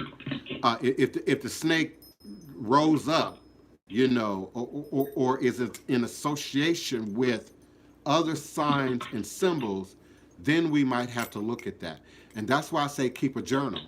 So note the snake, write that down, but be sure you don't lose context with what I was doing, where I was at, what was going on in my life, what happened the day before, what ultimately happened after that, before you deduce that it's a totem, before you deduce that it's Okay. a sign. Snakes, going back to the Bible, represent wisdom, knowledge, but like myobia, they represent the acquisition of power or knowledge, and then the direction of that, the utilizing of that power, either for harm or for good. We know that we use venom for harm or for good. The snake can kill you with the venom. Humans can take the venom and then use it for harm. But we also know that they take it and use it for good. The snake also represents control. So when we look at the story of Moses, for instance, I read a book that said Moses was really Akhenaten. but that's another story. Yeah. That's another show. But the story says that, in competition with the Magi, he threw down his serpent, his stick, his staff. It turned into a serpent. The man speaks again to a duality of healing and harm, weaponry, but also medical tool. The surgeon's knife could be viewed as weaponry. It's sharp, it cuts both ways, but it's also a tool in the right hands. So the serpent symbolism can also represent ego. We see it on warriors and in warrior-like environments. So it can represent ego. It can represent danger.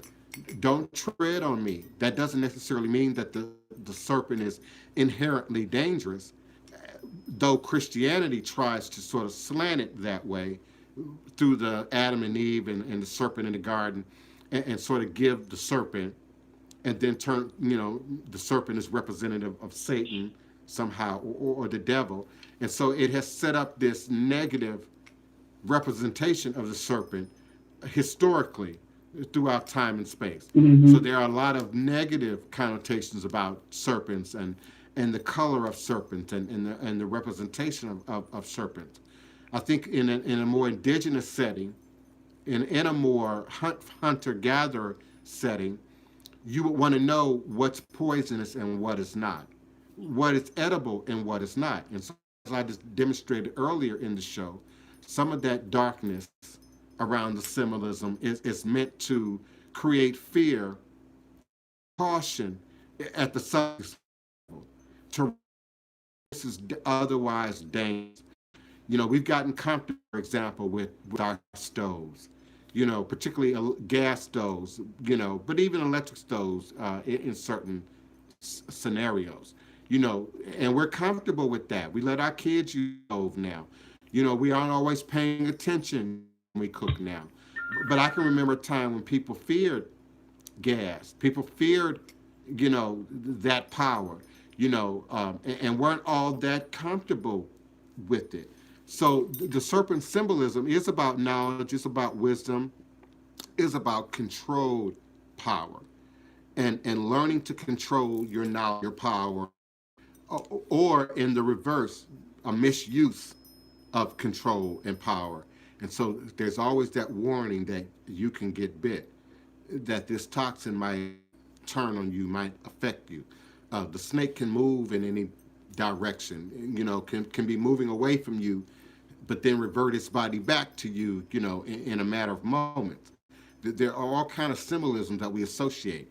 The snakes have mobility on both earth, land. We might say in the air, though there's only one type of serpent that I'm aware of that flies or glides through the air, but they can jump, they can climb trees, So there's that mobility on both land and air, sea, and the fire is implied in the bite, is implied in the aggressive nature. So there are all kind of ways to look at animal totems, animal spirits, and how they show up. Just like horoscopes, just like the Hoodoo on your head, it is going to have both negative and positive connotation. Too many people, not you, beloved, but too many people latch on to the Oshun and only see Oshun for what they view as positive traits: sweetness, gold, honey, yellow, joy, happiness, wealth, prosperity, love, sex, but they don't consider the negative that's inherently attached to almost all of that. You can eat too much sweets. Mm-hmm. You can take in too much wealth and prosperity. You can become greedy. You can become selfish. You can become self-oriented in a very toxic and unhealthy way. Some of you know that when Oshun mounts, when she comes down in ceremony, often she turns her back to the crowd. She doesn't look at the crowd. She might look at you through her mirror, She might cry when she's happy. When she's angry, she might cry, laugh when she's. I'm sorry, she might laugh when she's angry. She might cry when she's happy. She might do things that don't necessarily line up with logic in the moment. And we as humans all have that ability, all have that flexibility, all have those multiple people that stand up in us, not just the image, the person that we try to project out into society, that we try to project out to our religious group or our sorority or fraternity, or even to our family sometimes. We try and project one image to our family and then get online and set up a whole nother username, a whole nother identity, and say that I'm real, this is me. I just want to keep my family separate. Well, I don't do that. I don't block my mama from accessing my social media because I'm not saying anything that I wouldn't say in the presence of my mother. I'm not demonstrating anything that I wouldn't demonstrate in the presence of my mother. So I ask, how many of you mama know you a hoodoo practitioner? How many of y'all daddy know you a black witch that you offering services? And I say it with a degree of shadiness, because many of you know there's no truth there. Many of you know that this is just something that you put on for social media. It's not really a part of your everyday existence. It's not really a part of who you are. And so I know I'm all over the place, but be careful about your animal totems. Animal totems are important. I also want to note that not everybody shows up in an animal totem. I don't have an animal totem. Me and Tony Val have gone back and forth for years about this. I've got a whole bunch of other stuff, and many of you do too. Elves, gnomes, fairies. I know a couple of werewolves. I know many vampires, and parasitic entities. But everybody does not necessarily have an animal totem. And that does not mean that you can't maneuver in and out of your animal nature. All humans have that ability. And let me remind you, we've been through every state of evolution, from bacterial life to insect life to flying life to life that crawls on the ground. Humans have that in you. And when we look at Hinduism and they discuss reincarnation and people coming back as animals, people coming back as trees, people coming back as other things in organic life, in organic matter, it can also resonate with our ability to see and hear and perceive. We have certain characteristics that are very insect-like. We feel certain things. Our hairs stand up on our arms in response to certain energies, to certain frequencies. You might say we get that from our insect ancestors. There are certain things that we have carried on from our Neanderthal ancestors. Understand the humans evolved in Africa, the humanoid. The Neanderthals evolved from outside of Africa, from other regions of the world, and eventually mixed, eventually mated together to create sort of the humanity that we know today. So some of us exhibit more Neanderthal behaviors than others, particularly men. Y'all got a lot of Neanderthal behavior that often shows up, comes to the surface. So we also exhibit insect behavior, beloved, in your philosophy of animal totems. We also exhibit bacterial behaviors, parasitic behaviors, and again, we can't always assume the negative. There are negatives and positives about these characteristics that have kept us alive, that have been incorporated in our survival kit for living as human beings, but also as spirit beings. So there's some of you who operate in parasitic behavior, for instance, because it brings you a result. It gets you fed or it gets you what you need. Some of you are great at begging. Some of you are great at getting money from people. Some of you are great at getting people to help you out, to come to your aid, to come to your defense, to come to your need at any given time. And now in this day of GoFundMe, I get to study that because y'all know I study people. I get to study that, in real time on the internet, what people respond to. Have you noticed the animal commercials lately? And they have human-like characteristics, hoodoo, occultism, and the Mm-hmm. dogs almost look like they crying, or the dogs almost look like they, are emitting or emoting human emotion, within some of these commercials. And that's by design. They want to pull at your heart. They want to pull at those of you who are most sensitive to animals, or to Mm-hmm. children in some cases, in terms of the children commercials. I've looked at the change in the Feed the Hungry commercials from the 70s to the 80s to the 90s to the Feed the Hungry commercials that we see today. And you rarely see an adult in the last year in a Feed the Hungry commercial. You see little kids, deformed kids, malnutrition, kids exhibiting signs of malnutrition. But you rarely see an adult, and you rarely see the village displayed in those commercials because they are consciously pulling at certain triggers that all of us have. And so we see that in the spirit realm. We see that in religion. We see that in the church. These prosperity ministers know that some of you are only concerned about wealth, are only concerned about greed, are only concerned about money, are only concerned about having, and so they pump that up. They feed that spirit, that jinn, and then those jinn are released from that conversation. Those jinn are then released in that environment, and they go home with you. They haunt you. They wake you up Mm-hmm. at night. They tap you on your shoulder. You should have that. Why your neighbor got that and you ain't got that? You start noticing how many people got new cars. You start noticing, people that's got something, that you might not have, or might want to have. And now you're operating in jinn. Now you got a demon on your back. Yeah. Yeah. And you're responding to it. We get in our You, feelings. Go ahead, beloved. you, you in your Virgo bag right now.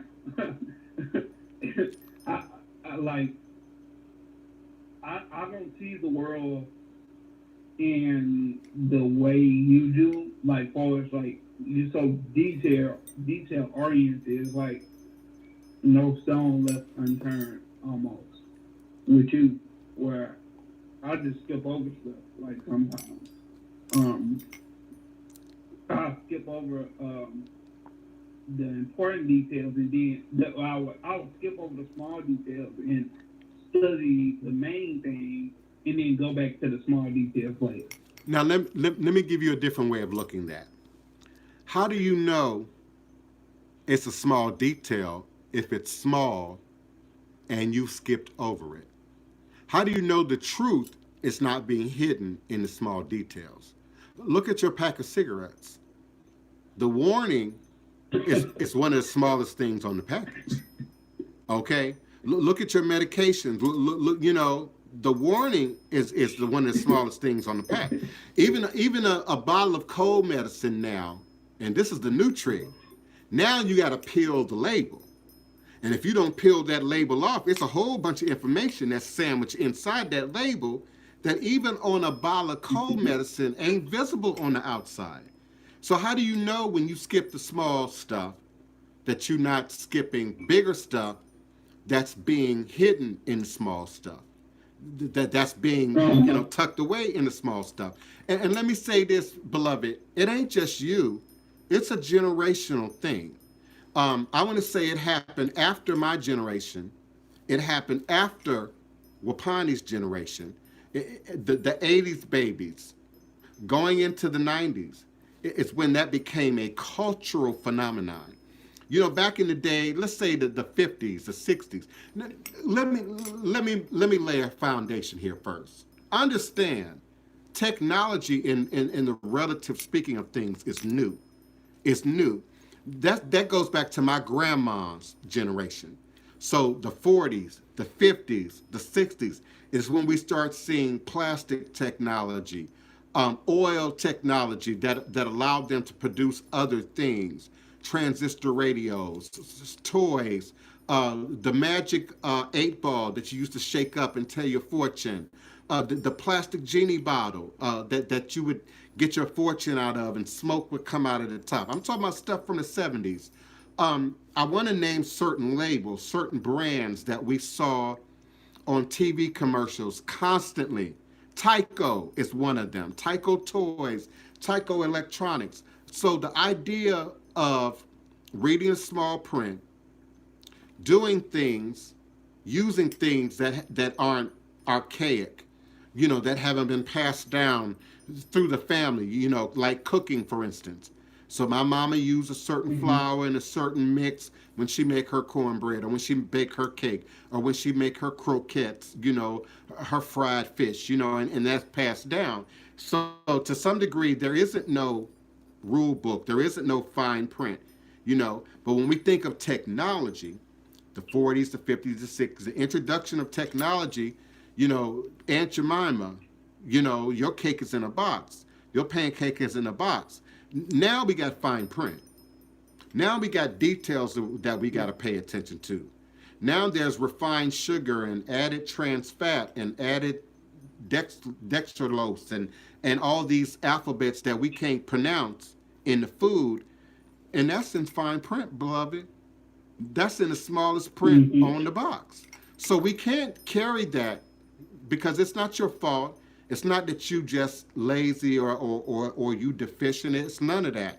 You're operating culturally appropriate to what has been presented to your generation leading up to your birth and then years after your birth. It's a program. And so we now, order stuff offline, and get it home, take it out the box, and don't read no instructions. Cell phones.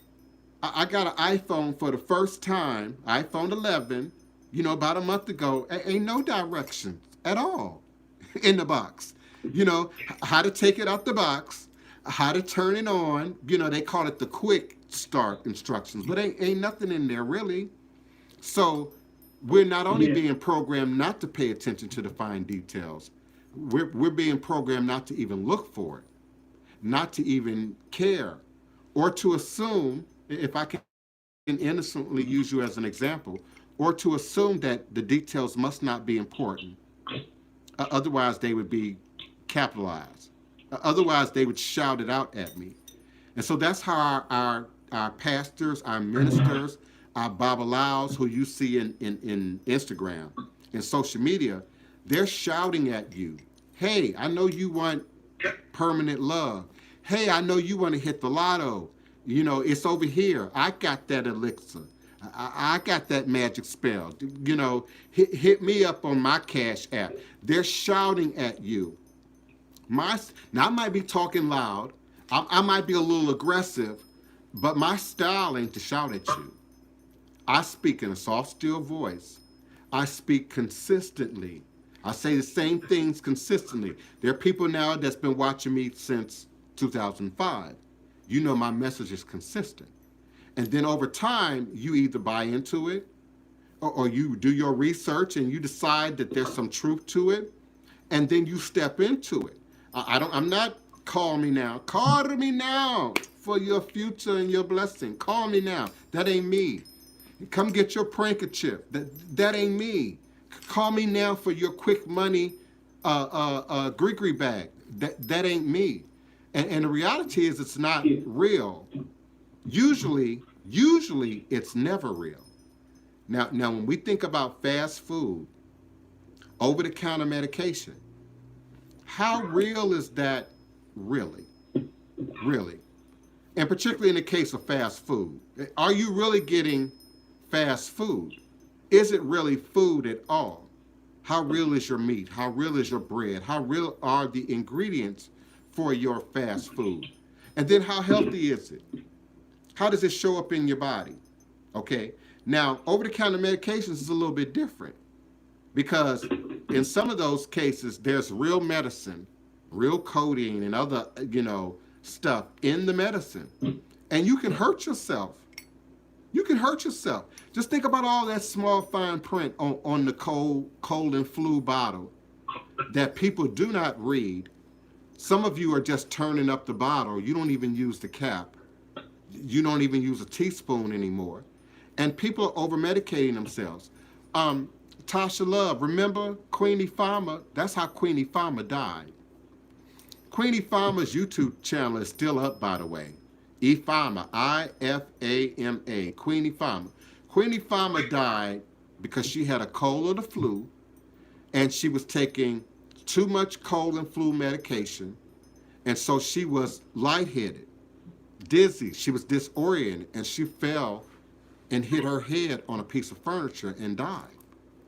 So I know the dangers of over-the-counter medication. Even aspirin.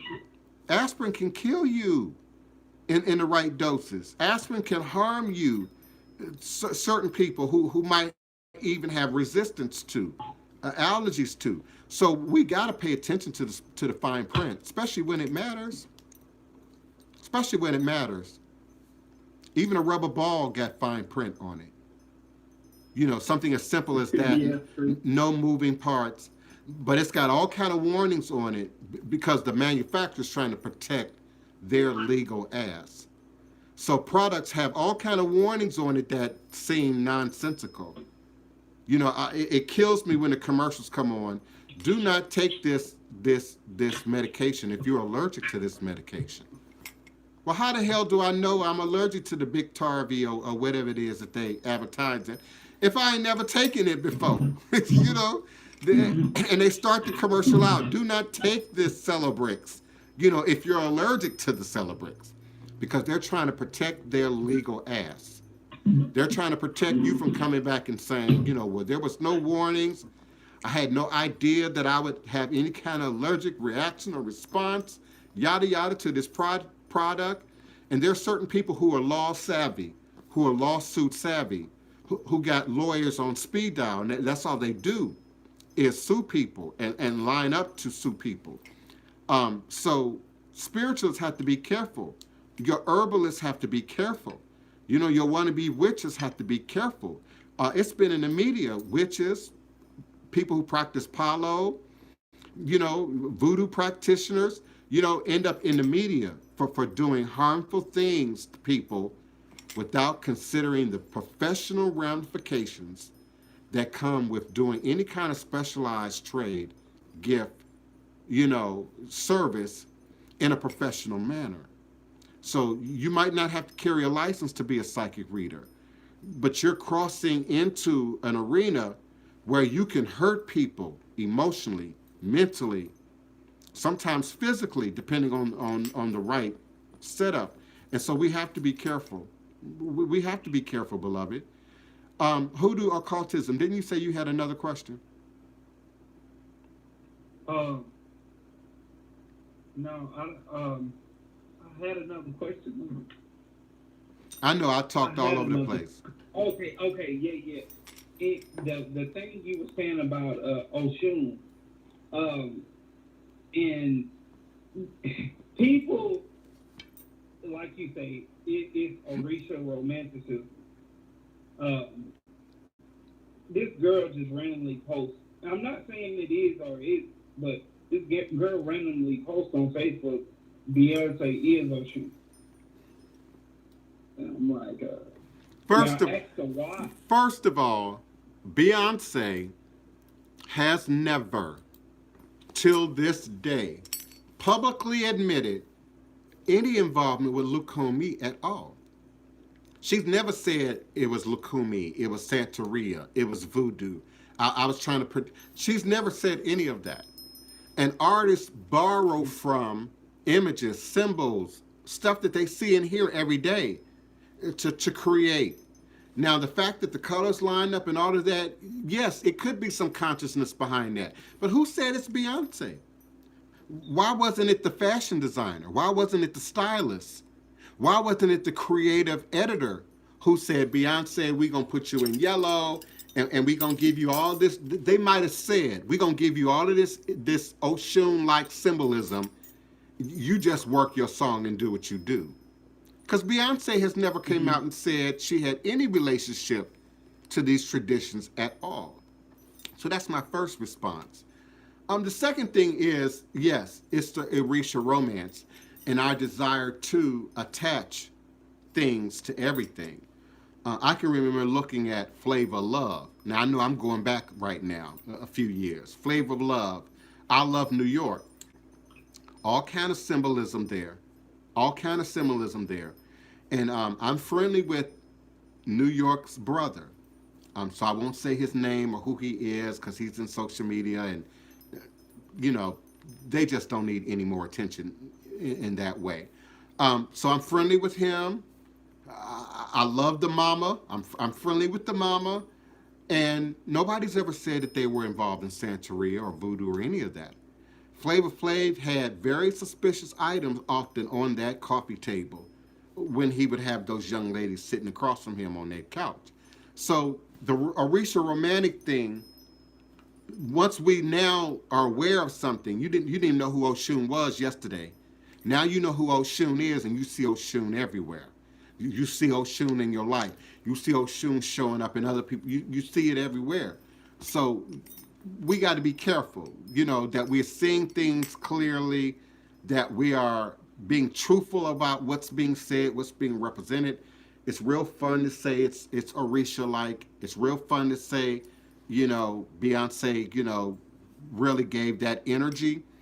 But until she says, you know, me and Jay been sneaking off to Cuba, you know, for the last 5 years, going through, you know, initiation, you know, receiving a Asianto. I'm just not going to accept that it's anything more than that. Another way scientifically of examining that is she ain't did it again. Unless I'm missing something, what videos after that has she done that give you that strong Orisha vibration? None that I'm aware of. So again, that suggests for me that Beyonce ain't Oshun. She ain't trying to. She might be trying to represent Oshun or Oshun-like energy if she's involved in that concept at all. She's never admitted to it. That's all I'm saying. She's never admitted to it. And I know you know that arena pretty well, as far as like, you know, film and direct, you know, all that, you know, that side of celebrity life. I'm not very familiar with it, but you know how many deities the colors are yellow? Many. You know what I mean? Many. You know what I mean? It's just because somebody wear yellow. And let me say this. And let me say this, beloved. All the colors that the Orisha romance audience are focusing in on are entirely American, are entirely Western. Mm-hmm. Oshun ain't yellow in Africa. Oshun is not yellow in Nigeria. Oshun is green. Green. The prosperity, the fertility of life that comes up out of the river. The life that grows up out of the river is green. Oshun's color in Nigeria is green, not yellow. You know, Eshu's colors is not red and black. You know, and they change from ethnic group to ethnic group, location to location. The colors aren't the same in one village in Nigeria as another. In Togo, in Benin, in Ghana, in the Congo. None of that. So these colors that we associate these deities often with are American. And again, are an extension of commercialism, botanicas. Botanicas need a certain order in order to know what to stock on the shelf. So as long as you all are interested in it, as long as that's the focus, as long as that's what everybody's wanting to believe, that's what the botanicas are going to buy. Yellow Oshun candles. You can buy a yellow Oshun candle at the Botanica. But Oshun color ain't green. It's never, I'm sorry, ain't yellow. It's never been yellow. It's never been gold. You can Google that. You can YouTube that. YouTube search Oshun Festival, Oshun ceremony in Oshogbo, Nigeria. Or Oshun in Nigeria. and then look at those videos. You're not seeing those color combinations at all. Sometimes you're not seeing much color at all. Maybe at the Egungun Festival, you're gonna see some color. Zombeto might be purple or green or various colors. But often you see in natural colors, wrap colors, fi- natural fiber colors. Now your dyed, fancy, royal, Yoruba garments, now you're getting color. And they might decide to all dress in a certain color, to all dress in the same fabric. That's common in Nigeria, to dress in the same material. You see wedding parties do the same thing in Nigeria, and they're all in the same fabulous, shiny, wax cloth color. But the colors that the average wannabe witch, Orisha romancer here in the U.S., that comes straight out of a book. That comes straight out of a book. And again, I got a lot of respect for, Maria Gonzalez Whippler and Louisa Tesh and many other authors who have introduced ATR to many people who otherwise wouldn't know about it at all. You still have to be able to separate popularity, commercialism, what's going to get my book sold, what can I share without violating taboos, without breaking the mysteries going into these systems. And so you have to apply all of that through a filter when you read these books. So people think each 7-day has a certain Orisha to it, that Orisha got a certain color, that we're operating from. Many of you believe today to be Legbus Day, to be Eshu's Day. And it is, but not because we're operating on a 7-day calendar, but because the 4-day calendar happens to fall with Ifa, Fa, Eshu, Oshun, Yemaya, Olokun for today. Not because of anything we've gotten out of these Western hoodoo, voodoo, root work, conjure books. And now people are desperate to get a book out. So I don't trust most of the hoodoo root work books that have been written in the last 5 years. Because often when you get into them, you're seeing regurgitated information with some kind of color, some kind of personality, some kind of personal experience, glossed over it, so that it looks like a new book and not a plagiarized book. But you're not getting a whole lot of new information unless you're reading books written by Ghanaians, written by Nigerians, written by people in the Congo, written by people in Benin, written by people in Togo. And unfortunately, a lot of those books are going to be in another language. They're not going to be in English, unless they're Yoruba. The Yoruba got a lot of books. The Akan are beginning to get it together, so you're beginning to find a lot more Akan information available. But for some reason, Akan is still not as popular as Yoruba. I also think that's because the Ghanaians have not latched on to initiation ceremony as an enterprise, as a means of making money. Many places in West Africa have now latched on to initiation as a means of making money. Initiation associated with tourism. And so, you see a lot of that coming out of certain locations, certain locales in Nigeria. But even they, Osogbo, for instance,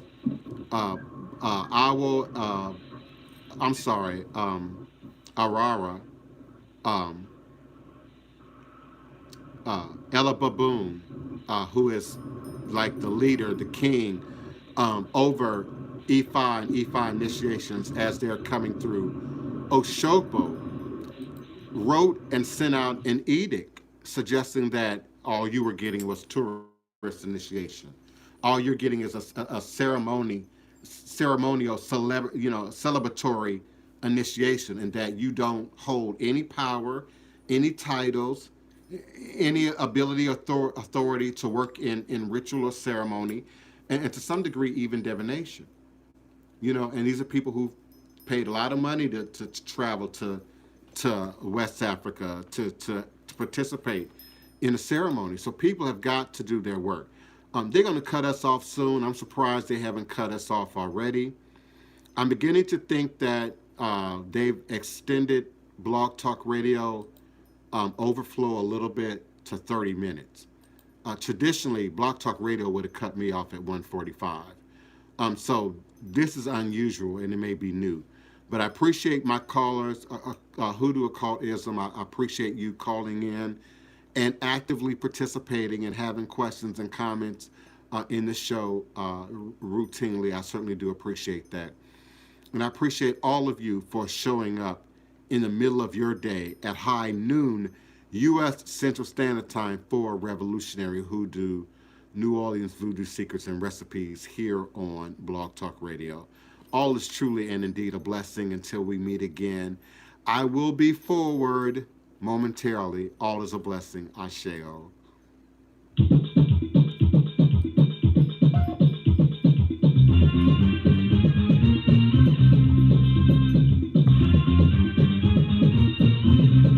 Now YouTube gonna give me problems because I do not own the copyrights to this song. I don't own the copyrights to this song. This is not my song. This is Mighty Sparrow, the Witch Doctor. Mighty Sparrow, Witch Doctor. Abracadabra. And the water hot.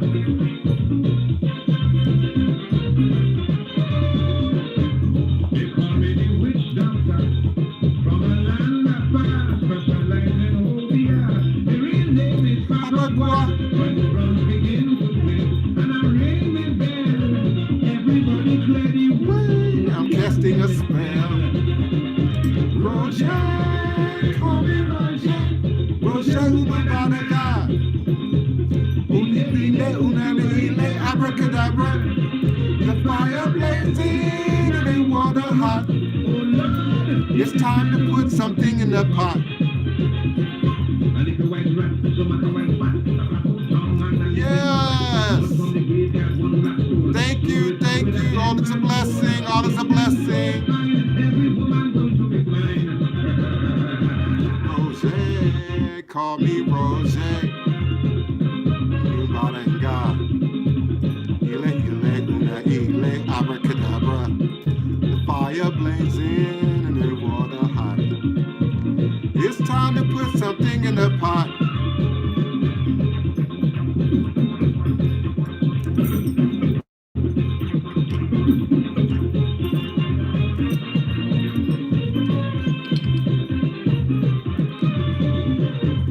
It's a very still of night when folks are asleep and the devil dangerous hide, making spirits weep. I've been in the cemetery with horns on my head. I think my cross and two big holy Invoking the dead. Roger, call me Roger. Roger Unubadaga. Ile, ile, unune, ile, abracadabra. The fire blazing and the water hot. It's time to put something in the pot. a little bit of mud, an eagle's claw, donkey got down a rabbit's paw, one black hen picked a hold of thread, I bring that hair from Napoleon head. If nothing goes wrong, cost a living bound to calm down.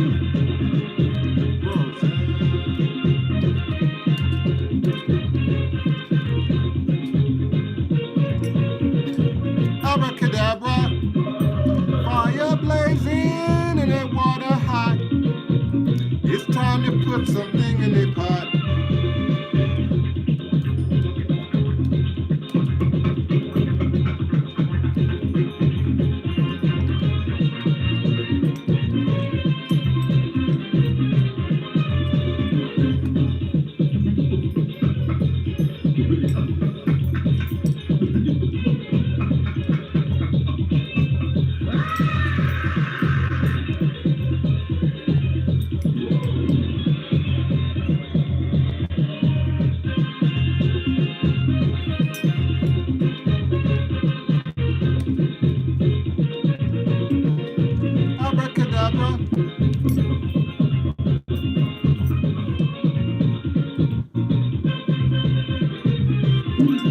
what y'all miss when y'all don't be on the phone lines.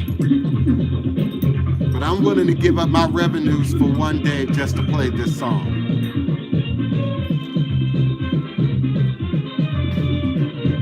Now I want to tell the public, the lame and the sick, if you want some OBR, come to Papa, go out quick. If somebody keeps you chicken, or you lose your man, come quick, I am quite willing To give you a hand. Roger, call me Roger. Roger, Unibadaga. Ile, unane, ile, abracadabra. The fire blazing and the water hot. It's time to put somebody in the pot. yellow candle, a rusty key, a can champagne, a pint of tea, weapon, quicksilver, just for speed, a soap and head and a jumpy beat. Now who do me wrong? Get me the biggest soup and strong. Roger, call me Roger. Roger, Unibadaga. Ile, unane, ile, babacadabra. The fire blazing and the water hot. It's time to put somebody in the pot.